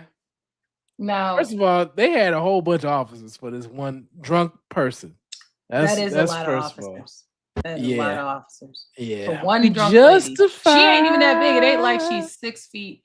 But plus, for real, like she actually had to wind up with that. I ain't feeling that. Yikes. I mean, that's insane though. That's a bad angle. Look at the hand to follow through. Oh, it's a bad look. That's a. Oh, you're gonna have to tell people how they can actually get to this. This is on Titan.Carter's Instagram. No, not right that. You got this whole the poll. This poll or whatever. Well, they should be. So all they have to do is just type it in the chat. In the chat, it should show up there. Oh, okay. So, let me see something. It should show up there. Now, if you are on Instagram, you probably cannot do the chat. More than likely. Because we got everybody coming in from different spaces, so we want to make sure. If you are on Instagram, you cannot probably do it. If you're on your TV, more than likely you can't. Yeah, you probably can't do it if you're on your TV. We got a lot of people coming in from TV. But in this case, go ahead and But hey, it's worth us going ahead and giving it a try up there. All right, y'all. So let us know, y'all. What do y'all think? Y'all think it's justified? You think I know I always do my thing first, so I'm gonna go ahead and let Plain Dane rock out. That shit looks interesting. I don't know about justification, but all right. So a viral clip. I got it. I'm gonna say that. Oh, okay. I'm gonna say that it's excessive force, only because there's a lot of grown men. It's not like she could whoop y'all. She didn't have a weapon. I'm not you gonna had, take but you had her up here. What she finna do? She is up okay. here. Well, you could have just let her go. I'd have just dropped her. He was going off to the side. He had a leg, and she wound up and back slapped this shit out. She was 100% wrong. I'm not saying she wasn't wrong. I'm gonna give her one of them back. Like that's how that go. Nah, clip rarely provides enough context to make a clean legal call, right? Women gotta start acting like women. Women have to behave like women. It just is what it is. And then every action deserves a reaction. And at the end of the day, if that was a man, it wouldn't have been looked at as excessive force. We getting his ass up out of here. So if a man wouldn't have did that anyway. No man was gonna do that though. A backhanded pimp slap, maybe a pimp would.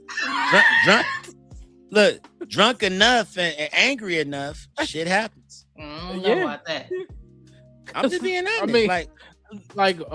But for real, a back slap is like one of the most disrespectful things. But wait though, y'all are dudes. But wait, y'all are dudes. If you put your hands on another man, what does that signal off top? No. It's because it's two different things. Punching another man is different than anything. If you put your hands on a man, what does that signal? That you ready to square up, right? Are you ready to square up? Plain name. A man open hand slaps you versus punches you. What? How do you feel about? And I'm trying to recall if you've ever been with me on any mission that I've been on when I've actually open-handedly slapped the shit out of somebody, because I've done that on several occasions, right? Very disrespectful. Very disrespectful. I mean, because that's a standard being set. That means I view you as a unequivocal bitch. You know what I mean? It's a respect thing. So if I'm smacking the shit, first of all, open-handed coming across is one thing. But when you do this and come across that way, you deserve whatever comes with that. Because that was pre-planned. That's like going to the car to grab the pistol after an argument. That was premeditated. You knew you was about to do that shit. Because that's not a natural movement. This is a natural movement. Or this is a natural movement. You said, So whatever comes with that after that. It's nothing that we can really debate or argue beyond that. You cocked your hand a certain way. You don't even scratch your face like that. You scratch your face like this. You did this. That means you wanted all the smoke that came with that. So they rolled back the tape. Your ass ain't getting paid. It's just that simple. Yeah, I'm just saying. Like self-defense generally turns into. I think he's still gonna get in trouble. I think he's gonna lose his job for that. I don't, because they gonna justify that. Because he actually got hit. And the thing is that you can't say that he didn't get hit. self-defense just generally turns into an immediate, reasonable it threat is Florida too, so it's and possible. force that is necessarily proportionate to stop that threat. It's not punishment, revenge, or continuing after the danger is ended. But the thing is that he wouldn't be able to establish whether or not the threat has ended. So we'll ask 4 questions, right? Who initiated the confrontation? Definitely That's her. one. Was there a credible, immediate threat? Mm-hmm. Yeah, I ain't trying to get slapped Yes. again. Yeah. Yes. Could the person safely disengage? Yes. Mm-mm. Yes. Yes. Were her hands still free? Yes Bruh, or no? Just Was she drop free her. to? Was she free to slap again if she I so let chose? Listen, you fall. Listen, No. anybody who's ever been to a stadium, No. baby, you Binary. hit that concrete. No. You ain't finna Binary. do nothing. They were taking her out of there, but was she still free to slap? Yes or no? She ain't slapping nothing. I got that leg loose. But she slapped. She was. They had her legs. Don't be right for the sake of being right. Be real. I am being real. Like, I'd let her go. No. I'd have let her go. Yeah, you no, gotta you get would her She'd out been of on there. the ground. Look, I'd have let her go. look, She'd have been. you would have let her. You would have let her go, but damn, them men would have been penalized if they just dropped her. Exactly. And then would have been open. Then it Okay. would have been open So I shut case. so at I that said point. 4 questions. So this is the last question. Okay. Did the force stop once the threat stopped? Absolutely. Exactly. slapped the Absolutely. dog shit Therefore, out we that are lady. good. He We slapped are the all the way dog justified. shit out that We lady. justify. No, he slapped her. It was Trust me. He in court all of 30 minutes. They not about to be in there long haggling over this shit. That's thrown out. They gonna justify it. It's gonna be fine because for one, first of all, you enact any First of all, violence at a people handed sporting- out bullets for less and got justified. So we Listen. already in there. If you invoke any type of violence at a sporting event, that shit open and shut. For you at the mercy of the venue. Why are you in there slapping motherfuckers? Again, because I've done that. I'm not saying her actions were right at all. I do not Because not my hands condone her got- behavior. I want to make sure Again- I'm clear. Again, because I've done that. That's why I'm like, I was wrong. You know what I mean? So, and as a man, I'm dead wrong. But we can't keep changing in the land of equality and all that shit. We can't keep changing the rules because it's a female involved. Because if it would have Look, been a man, we'd been open shut. I also agree with you that you don't put your hands on nobody that you ain't ready to square up with. Now, I 100%, I am definitely in alignment with that. But not saying that her actions right. And to be honest with you, if you put your hands on somebody, then you must be ready to square up. I'm along with you on that. But I do think it was a bit excessive. He didn't have to slap her like that was crazy. My dude hit him with that. You know, like He felt like his life was in danger. That's gonna be the argument. He felt like he was in Speaking of danger. life- Speaking of life in danger, it's a lot of PDF going on. The reason why I bring this up is because there's a new Chris Hansen movie coming out. Chris Hansen. Chris Hansen. If you haven't heard about it, actually the trailer looks kind of fire. But let's look at this. Hey. Now this is a different. Yeah, go ahead. No, I was gonna say thank you for sending me that because then I saw that right after that. I said, oh yeah, I was at work talking about it. I said, shit, my co-host sent me that. Yeah, for Chris real, Hansen like- movie is about to be crazy, y'all. Robert That shit Pattinson gonna be We'll fire. get to that in a Robert- second. But this is queuing it up. You need long. I will. This is a teenager. You gotta get rid of the fucking phone. I will get rid of it. Hey. It's a teenager. Why is his pants down? Because he was doing whatever in there with the video. What the While fuck, the kid bro? was peeing. Yeah. So the teenager took his phone and was like, nah, I'm sending it to the police. You're not getting your phone back. You're not getting your phone back. And you whoop my... Hey, child predator, bro. Child predator right there, bro. Yeah, so they all got Hey, child predator. them out. Good. Child predator. He said, no, you ain't getting it back, bro. Child predator. Nah, we'll find it Child again. predator. Child predator. But this boy stayed with this people. Child predator, man. Child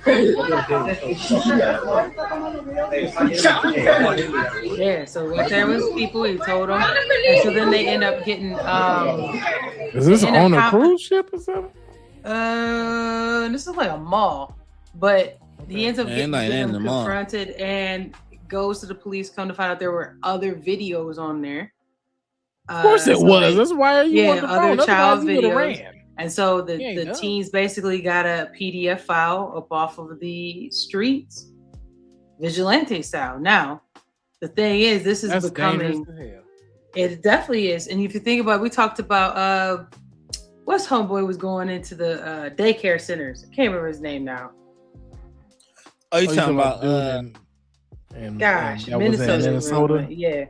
But it's becoming a very much people are stepping in on things from a morality standpoint, which brings All right. us to That's messed up. You want Batman to start coming out like this is that ain't which brings wrong. us to which brings us to why I think the Chris Hansen movies are going to do great.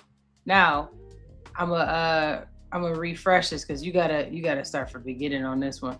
But I think that this is like basically good timing on the Chris Hansen movie because of the things going on, how people are taking over for it. So in your mouth. I'm sorry, I know you think it's bad, but that's what it is. And that would be probably the cleanest, best pleasure, I would say. The cleanest, best pleasure. The cleanest, I blessed. wanna get locked up. Okay.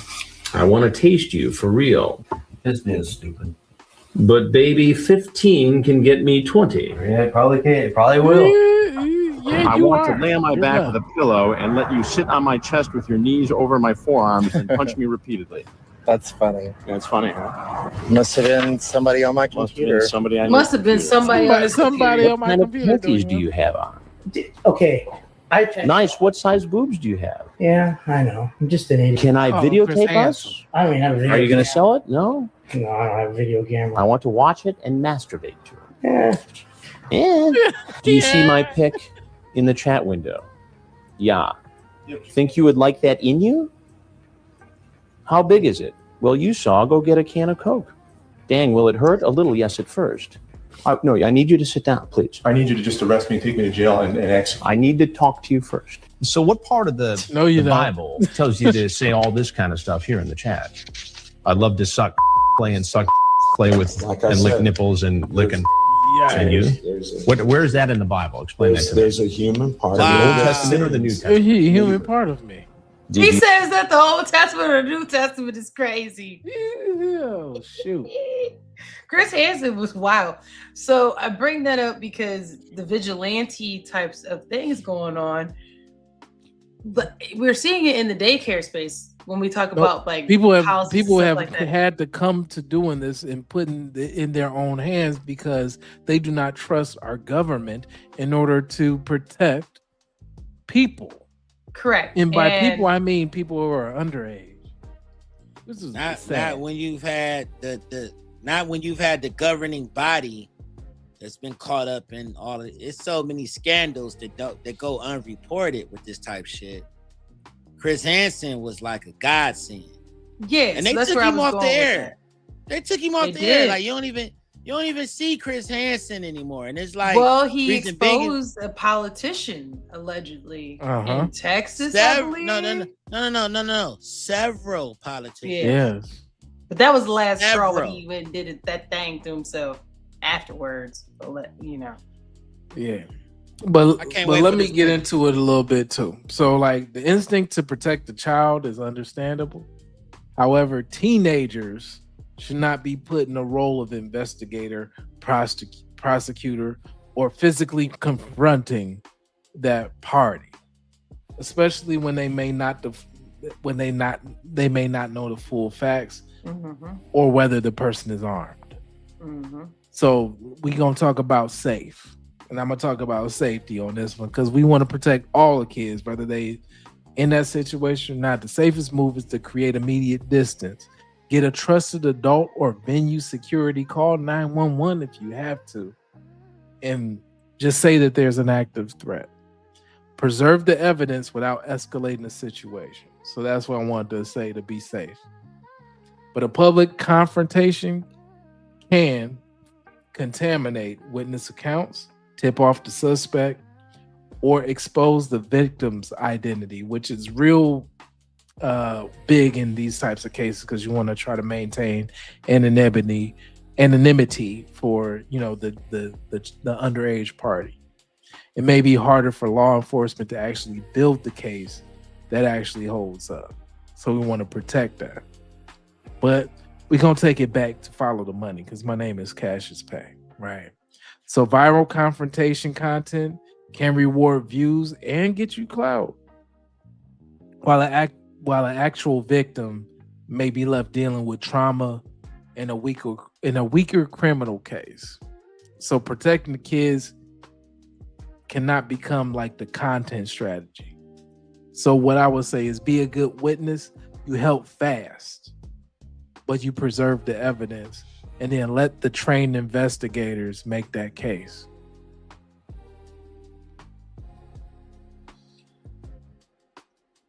I'm trying to remember where I was going to go with this. Where I was going to go with this is that with the Chris Hansen movie coming out, he's really the OG of vigilante investigative. It wasn't investigative journalism to that degree, but it was just. I wouldn't call it vigilante. Exposure. Because he worked with law enforcement. He did pair with law enforcement. You're right. Yeah, but he was probably the first one who was not an officer of the law himself to go in and actually make interactions with someone who is potentially violating the law.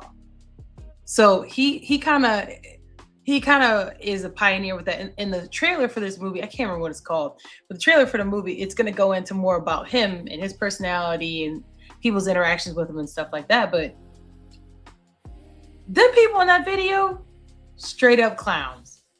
You a clown. You an absolute clown.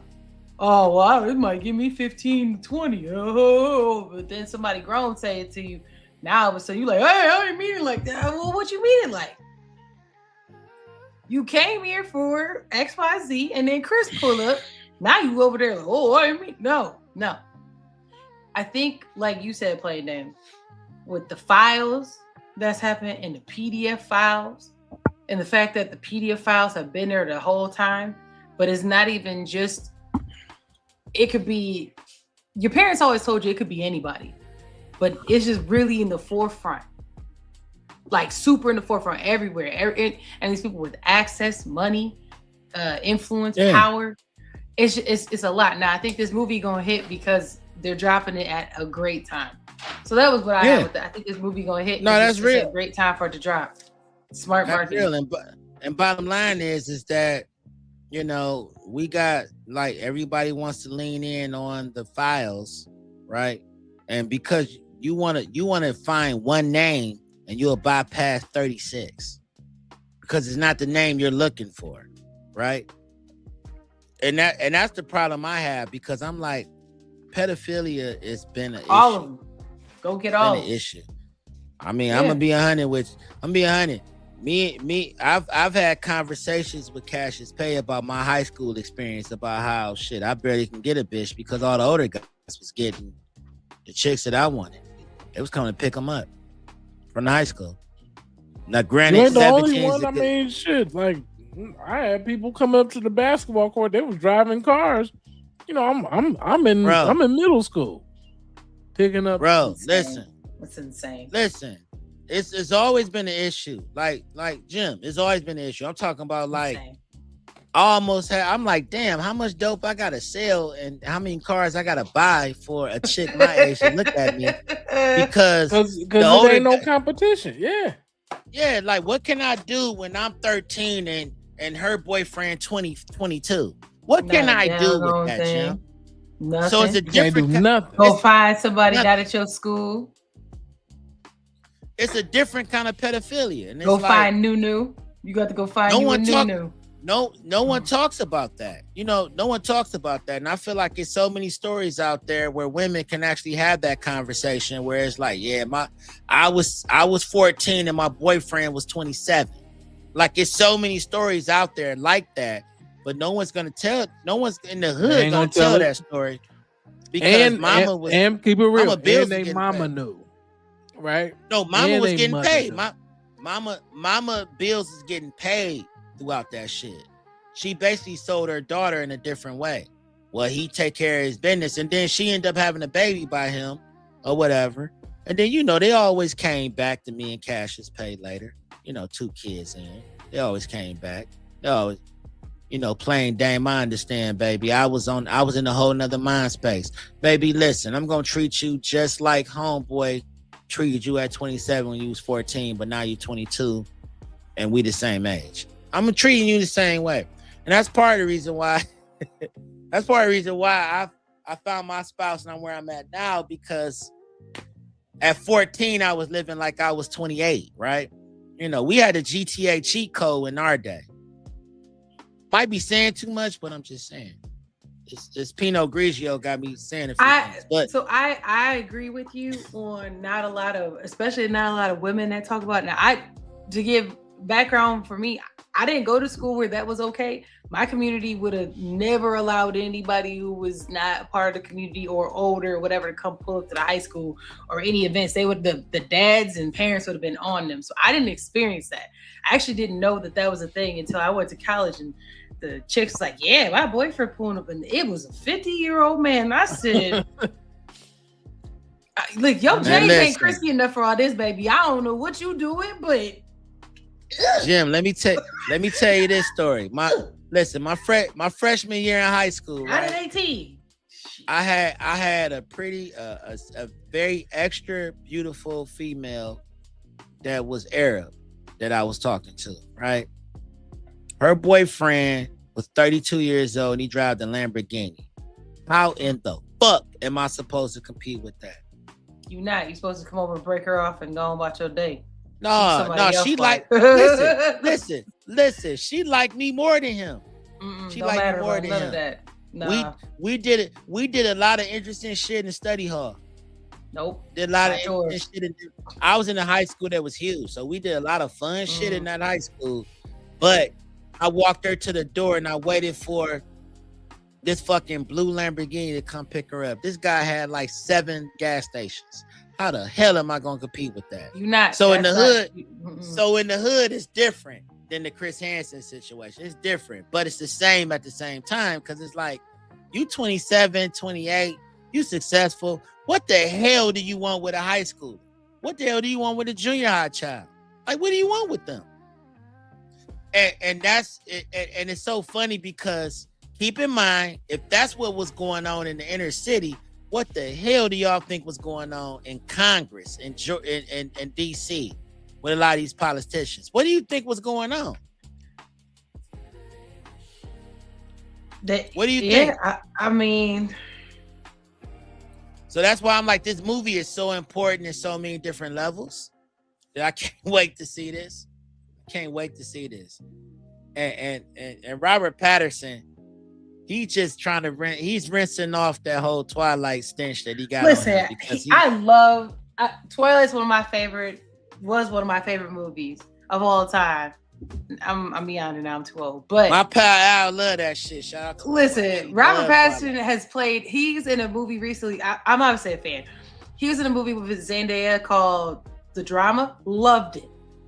Totally, like I'm a fan. But this Chris Hansen and the way he about to be out here, it's about to be crazy. So shout out to them doing a movie that's a little bit different.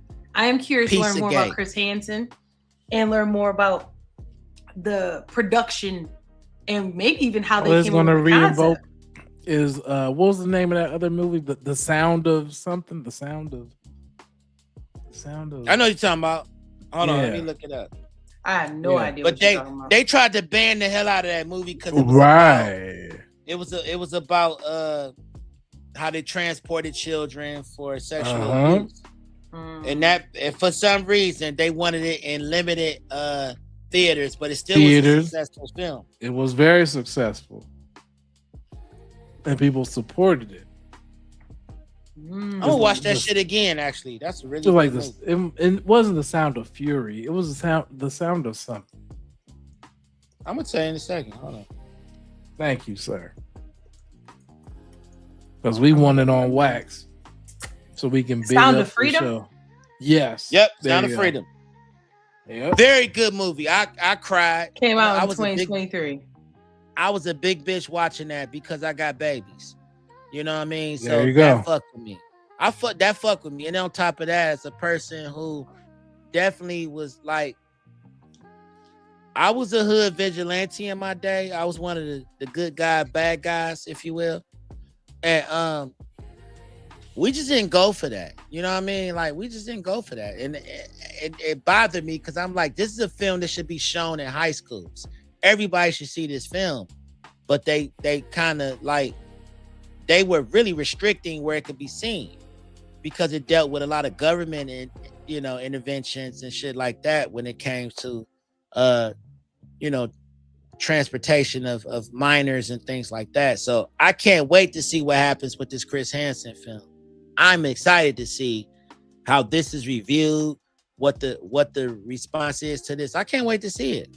I can't wait to see how they react to this because Chris Hansen was exposing the hell out of people. I used to love watching his show. And then they just snatched it off after, for some reason, they said that he found more than 22 different people that worked in government that were engaging in this activity. Mm-hmm.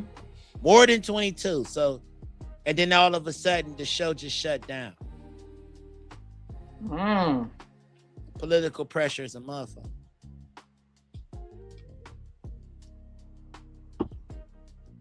Speaking of which, I know this off subject, but we need a good wine sponsor. So if there's any wine sponsors out there that's watching this show, you know, we would love to talk about you on Daily Drip. I can't talk about the people because somebody sent me this from a private vineyard, but they didn't want to give me any money for it. So I can't shout them out right now. But this Pinot Grigio is the shit. It's really good. Well, this is actually a really good segue for our last segment, which you're talking about investing, and we're going to talk about InvestFest. Hey. Now, it may not be the way you were thinking. So after building InvestFest, go ahead. Before I go ahead and do this. I was going to say, some funny shit happened with Kendra G at the InvestFest too. We can talk about Kendra G as well. Yes.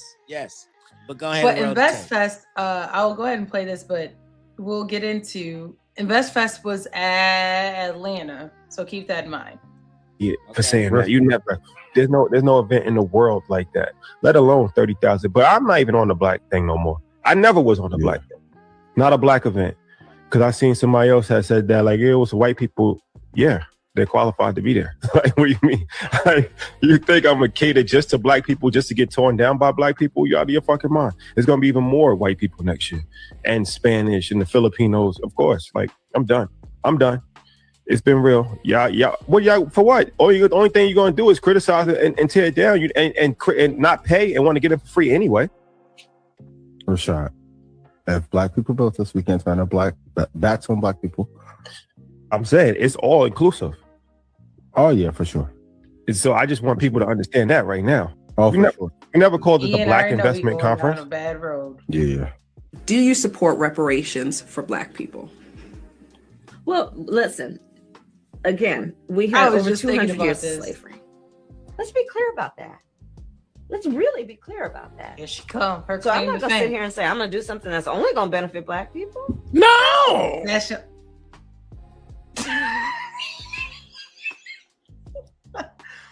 Let's talk about that for a second. Now, InvestFest.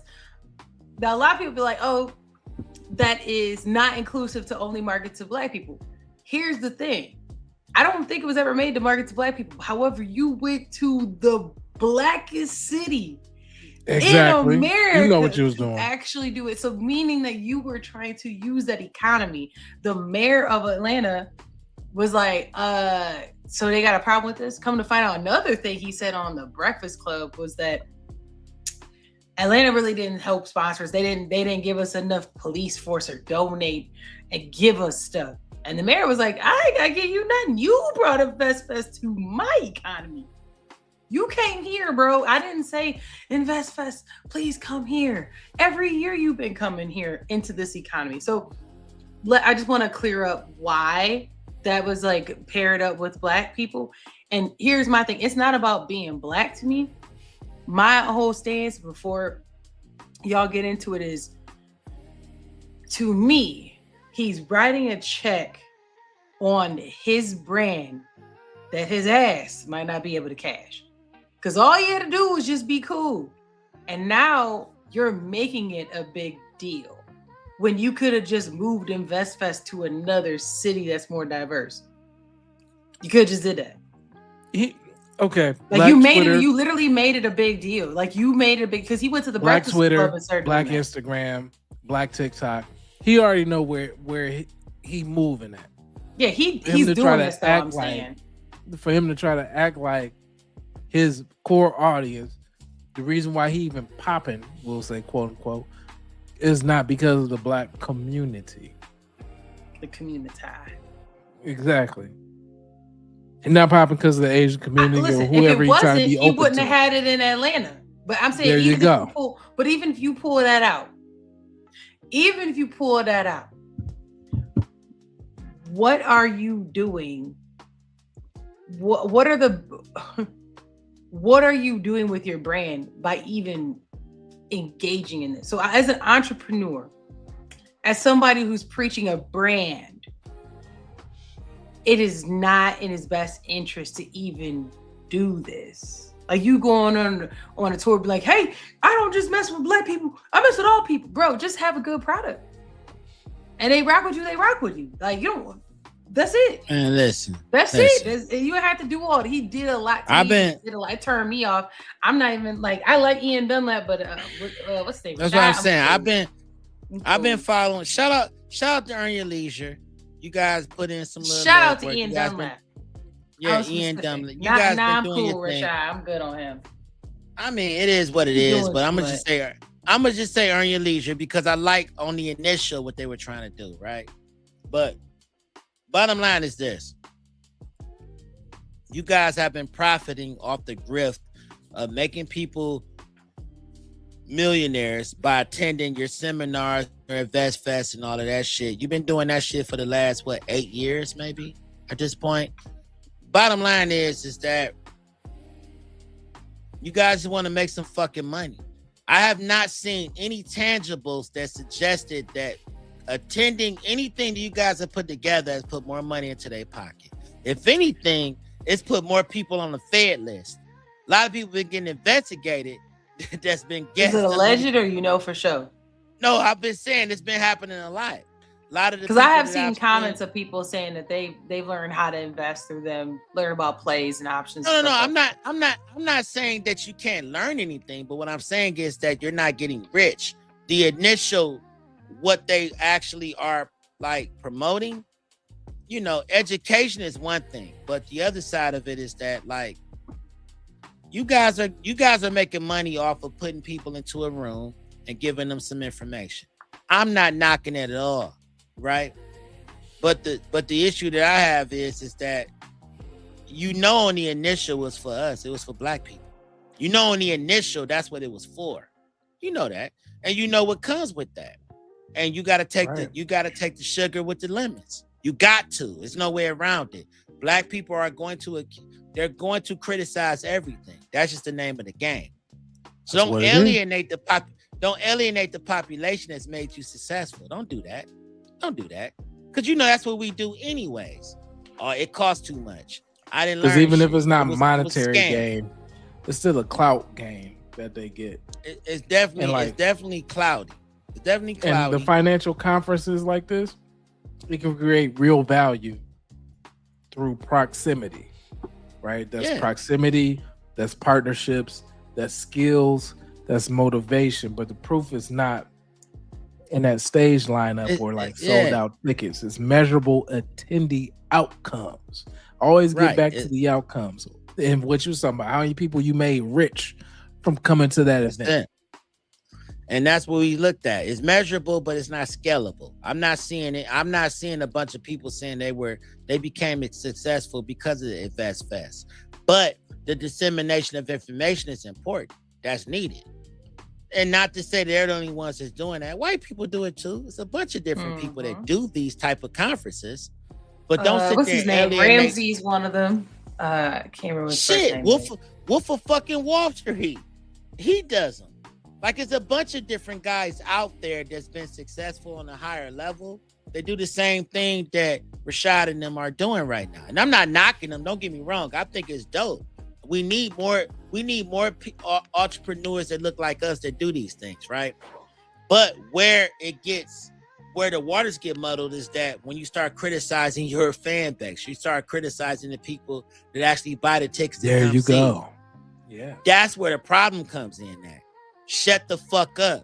Let them complain. Because at the same time, if you're quiet long enough, you know, you will have a Barb situation, like how Nicki Minaj have a whole core group that defend everything. They defend everything that she do. Rashad and them have that, but the problem is that it's hard to defend you going on the Breakfast Club and saying, I didn't make this for y'all. When at the end of the day, the initial mission was for us. Whether they said it or not, the initial mission was for us to buy into what you guys are selling. Because if you didn't, you would have went. If you didn't, baby, you wouldn't have went to Atlanta. You would not have went to Atlanta. You would have went to Wisconsin. You would have went to Minnesota.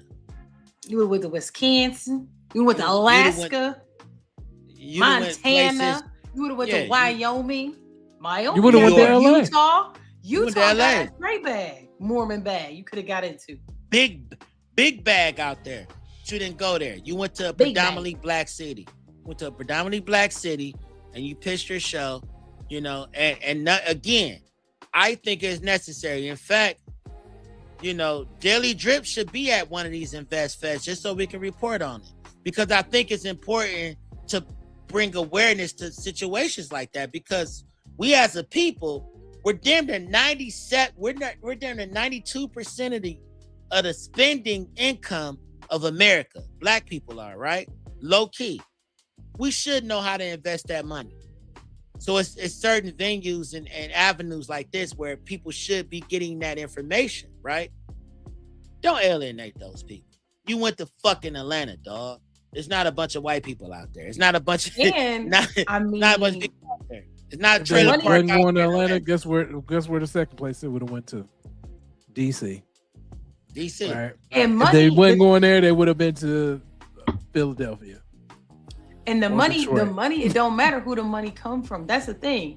Like, your dollar is your dollar. So you isolated potential money is for no reason. Right. Chat, let us know.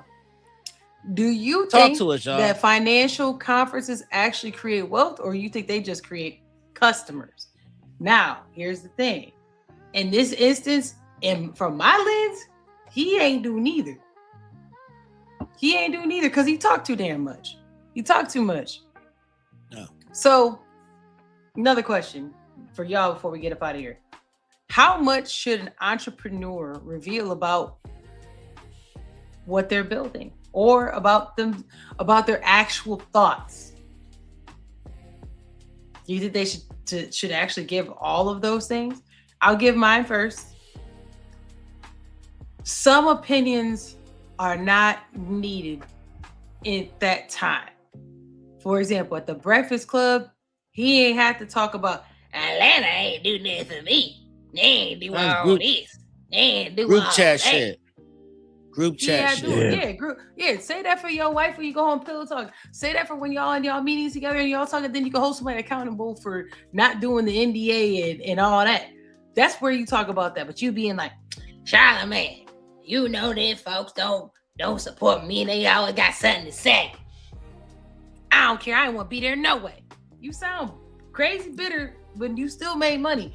No, you sound like you're part of you sound like you're part of the talented 10th. Kendra G is the one who should be mad because baby. That's what that sounds like. It was that looking sounds real like people who meow. believe that there are segregations and separations and people that look like us. When you get pulled over, you will be the exact same, whether you are in a Hyundai Sonata or a Lamborghini Supreme. it will be the same. The bottom line of it is the conference is worth it when it helps you make a profitable action. If it only gives you quotes, selfies, and another person to follow, and you just bought motivation, because that's all that they was selling out there. That's it. It's not a wealth plan. Information and motivation. That's it. That's what those are for. That's the whole point of it. Is to you can do it too. Your inner investor, your inner rich dad, poor dad, your inner entrepreneur. That's the whole point of it, is to nurture that and say, hey, these are your options that you can utilize to get you to where you need to be. That's the whole point of it. And the 1%, like every like then there'll be a 1% that might spark something for them to do something. Cool. Right. But that's 1%. Everybody else paid they $500, $1,000 for a ticket. Right. I've been to these conferences. I didn't go to InvestFest, but I've been to these conferences. I've been to similar shit like this. Right. And it's the same thing. They give you the information. They let you know what banks are friendly towards people with ideas. They do all of that kind of shit, right? You're not gonna get rich after leaving there 6 months from there, because you can pray all day, but the work got to be involved in it, and that's just it. Yeah, and the information that they give you there is basically a Google search or an AI search or what. A lot of it is aggregated information, AI. So that's why I'm like, he fucking up his brand by even going on I mean, he could have went, but you didn't have to. You ain't had to talk. We ain't had to talk like that. You could have just said, you know what, based on the turnout this year, I think we could do something. We might shake it up a little bit. We can shake it up. We might be moving it around from year to year, different places to see. We want to get everybody involved with it. If you a sales, we taking it worldwide. Yeah, you're partially salesman, and you kind of suck at that part. And we gonna go ahead and because this came from Daily Drip Show. We came up with this fucking idea. If you do it, pay us, motherfucker. This is where I'm at. Grigio talking. No, I'm saying this on some real shit, because at the end of the day, if they would have took InvestFest and partnered with Essence Fest and did a cruise and did different like that, things like that, because at the end of the day, you can sit there and pretend like you pushing this to white, Oriental, Arab, and other people of different persuasions. At the end of the day, black people is what puts you in the position that you're in. So at the end of the day, you need to go where we are. So you should have been pushing this at Essence Fest. You know what? I think they are leaning to that, because that's why they did the Kendra G thing. And if you want to talk about Kendra G, you can. I can give a synopsis if you have any. I don't really have a whole lot to say about it, but I think that's I'm gonna why. give it. I'm gonna give it, and it's the saddest shit ever, y'all. Kendra G whole situation is that she's basically on some, I'm gonna help you guys get married. I'm gonna help you guys develop a relationship, and you can do that with people who are of means. So that's why Kendra G went to InvestFest and said, hey, I'm going to go ahead and have you guys come into a room, pay me, and I'm going to put you in position to talk to millionaires that actually want to date you. And I'm like, the grift, no one saw the grift from a mile away like I did. Millionaires don't go to dates like that. They pay for okay, we gonna they don't need to do that shit. They don't need to do that. Everybody I know that got some money, they got bitches. They don't have to go to look to date anybody. No, I'm just being honest. You don't have to. Let's be real. I don't need a Kendra G to find me a bitch. I'm just gonna make it happen. My guys that ain't even got millions, they got a few thousand. They might even be sitting on 15,000. Poverty is their friend. They shoot somebody $200, that's their bitch for the whole year. Let's just be honest about it. So Kendra G, she like, yeah, I know where all the millionaires are gonna be. They're gonna be at InvestFest. Buy my ticket, come to my show, and I'm going to help you find a date. Meanwhile, Guess She who was supposed showed to up? pay some people to lie to say that they had millions of dollars. She was gonna need some fluffers in there in order to make that What work. happened was Because there's what no happened was- millionaires gonna sit in there any damn. Dude, you in a sea of about maybe 50 women, you saw 6 guys. Right? Posing. Posing. ass. They in the pictures like this with funny ass haircuts and weird ass outfits. Oh showing shit! they ain't had Yeah, no that motherfucker broke right there. Yeah, Yep. man, look He at him. broke. My shirt cost more than this nigga's suit that I wore today to work. And I ain't bragging, y'all. I'm just being 100. Just being 100. Like Kendra G was doing some false advertisement. You know what I mean? Let's Then be my honest. dude right there, he showed up in his doctor's uniform. Like he just came from a surgery. Right. He said, Got money. Oh, okay. Oh, no, he African. That head is crazy. He wearing shorts. No. Nope. Get him the No. fuck out. Get him the fuck out of here. No. Oh. African? Okay, cool. Nope. No. Nope. No. That man married. Listen, at Yeah. the end of the day, y'all, I'm gonna say this and be done with it. Rest in peace, Kevin Samuels, because that's Yeah. who the fuck Kendra G want to be. Trying to be. Can never And the be most because she pitiful- can't keep it real. In the most pitiful way ever, she wants to be Kevin Samuels. Because everything he's saying rang true. Now you got women who don't even have a husband, not dating anybody actively, no real proof of purchase that anything they're talking about works, is actually telling you who to date. She ain't even got nobody. I was gonna say How she the ain't got hell no man. How the cat lady gonna tell me about how to keep a man? How that work? And you women are signing up and you falling for the grift. I'm gonna go to InvestFest and kick it with Kendra G because she said that's where the millionaire is gonna be. But at the end of the day, what is she selling, y'all? She's selling you on the idea of a successful man that's as lonely as your ass is. That she can't get. She can't get a millionaire. She can't even get Because that shit. because last homeboy that I saw her with, it wasn't that. And she He ain't wasn't talking worth- about that, dude. He wasn't worth more than her. She from Chicago. I know stories about her. I got family out there. She ain't getting to the, like, she's making her money now, but with that eyeliner and them outfits, she ain't attracting no fucking millionaires. None of my guys will look at her.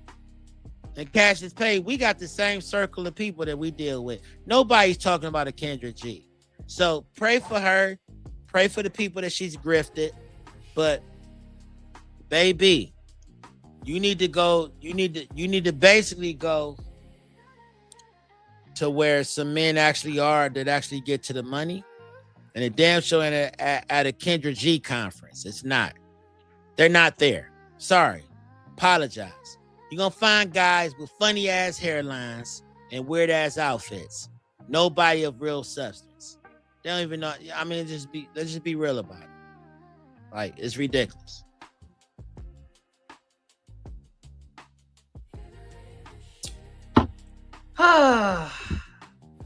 Listen, Sorry.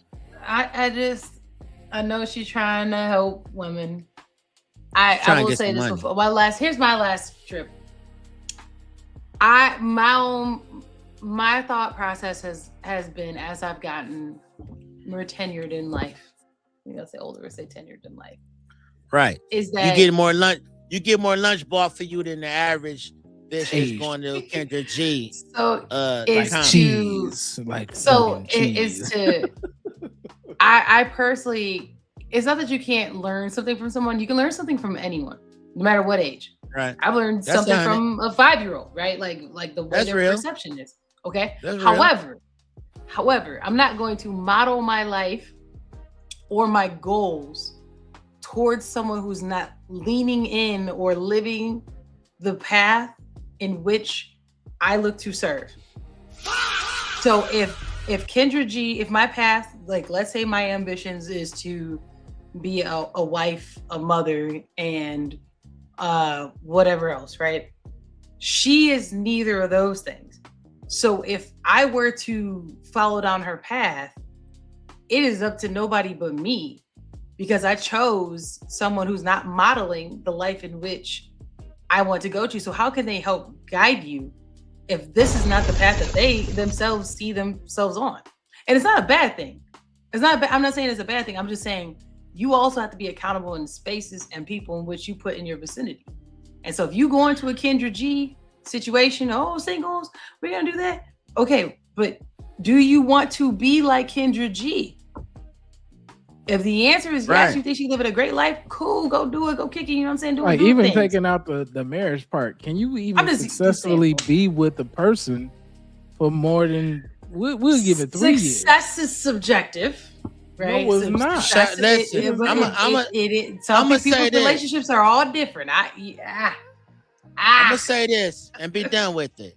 Shout out to the lonely bitches that bought Kendra G her yellow Rolls Royce. Shout out to the lonely bitches that got her Bentley. Oh my goodness! Shout out to the lonely bitches that paid for her in-house apartment in Chicago. Like, bottom line is, you guys are funding her lifestyle, you know. And at the end of the day, you still dealing with Stanley, Jerry, and Fred that's running through y'all asses. Y'all haven't changed up nothing that how y'all moving. Y'all ain't changed up how y'all dating. Y'all still dealing with the same. Y'all still dealing with the same brokey bums that you've been dealing with, you know. But shout out to Kendra G for acting like she wants to help you guys. She's getting money. She's getting money, and that might be her end goal. So she's doing her goal and path, and like that's her goal. Rest in peace, Kevin Samuels. Her goal is to try to replace Kevin Samuels and put on a skirt. Ain't nobody. Well, that's because he lit her ass up too. Like that's thing. That's what I'm saying. That's what I'm saying. That's what I'm saying. He did. He torched her ass, and then she tried to become him after my man passed away. And get your money, baby. It clicked for her when she started looking at everybody saying what the hell they want, and she can't get what she want, and she got more than what they got. Because it don't work like that. So shout out to you, baby girl. You found the grip that works for you. Keep doing it. It is what it is. Daily Drip Show. We support the hustle, but we don't support the message, because at the end of the day, your average female or male, for that matter, you guys got to become more authentic with how you meet people, because unfortunately, life is not as easy as swiping left and swiping right. You got to find somebody in real time and talk to them. And InvestFest ain't it. A Kendra G show ain't it. You know, you might want to go on a cruise. You might find somebody that's lonely on there. In fact, I just wrote an insurance policy for a couple that just got married earlier this year that met on the cruise. Okay. The shit can happen. So there's a positive end to all of this. But bottom line, it's unlimited booze on some of these cruises. I'm just gonna put that out there. You know what I'm saying? It's a hotel boat. You know what I'm saying? I ain't on the cruise, but my birthday is next month. I don't know what I'm about to do. I don't know if I want to go see Ye or if I want to go ahead and switch continents for 4 days. I don't know. Oh, Ye is touring again. Shout out to you. Shout out to Kanye. He been on tour. He gonna be in Chicago on the 4th, and I got tickets in reserve, but it all depends on what my pal Al wants to do. You understand me? All right. So that's a whole nother thing. But bottom line is, we gotta let's be more organic with how we meet people. Let's stop depending on these InvestFests and these Kendra G's of the world to tell you how to find a man. Let's change our mindsets. Let's stop trying to look at TikTok and YouTube and Instagram. Shout out to YouTube because they got us on, we doing our thing with YouTube. Checks look good. But bottom line is that we can't sit there and depend on what somebody is telling us within the algorithm on how to meet our special someone. Sometimes you got to get organic with it and go to the farmer's market and go to the library. Hell, go to the courthouse. I don't know. Go somewhere and meet somebody organically and find your person, right? Just meet people where they're at instead of thinking that they're supposed to be where you think that they should be. That's it. That's the thing. That's it. You're getting dressed and going to the grocery store. You ain't gonna meet somebody at the grocery store because people who got means, they not ordering, or they not going to the store and picking shit up unless they have. And let me say this. Shout out to hopefully y'all still together, but Plain Dane was at Tacos and Tequila, and in between a set of watching the artist.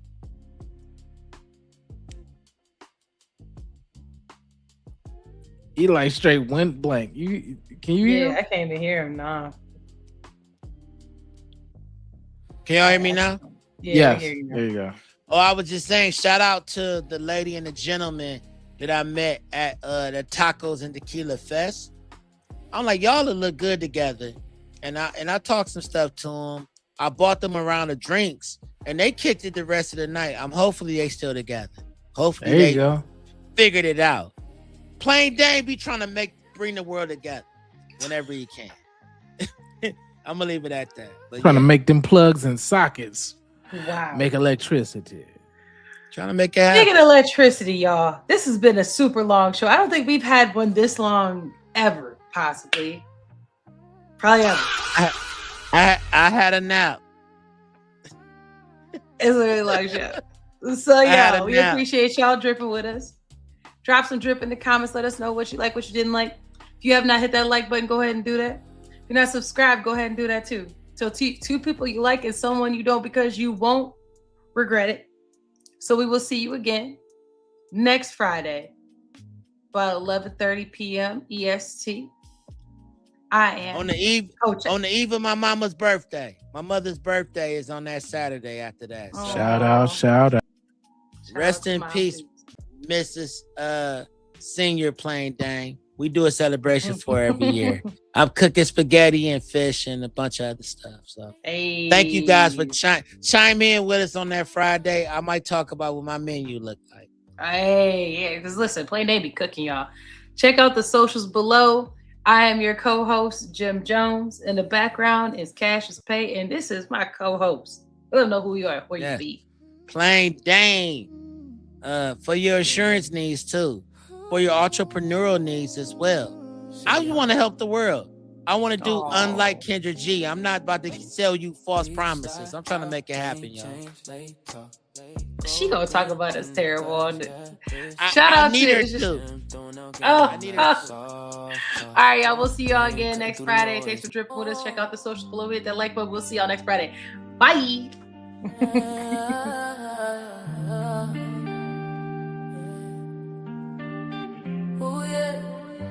What's in your cup? Let us fill it up. Jamming down, bringing all this stuff. Cash is pay, no face, no case. Be so smooth, got the whole world late. From coast to coast, we bring the toast. Our squad vibes, yeah, we do the most. We're a vibe. Come and take a ride. Hop us up, show love. We're running high, paid off. We don't mind the road. Dripping from coast to coast.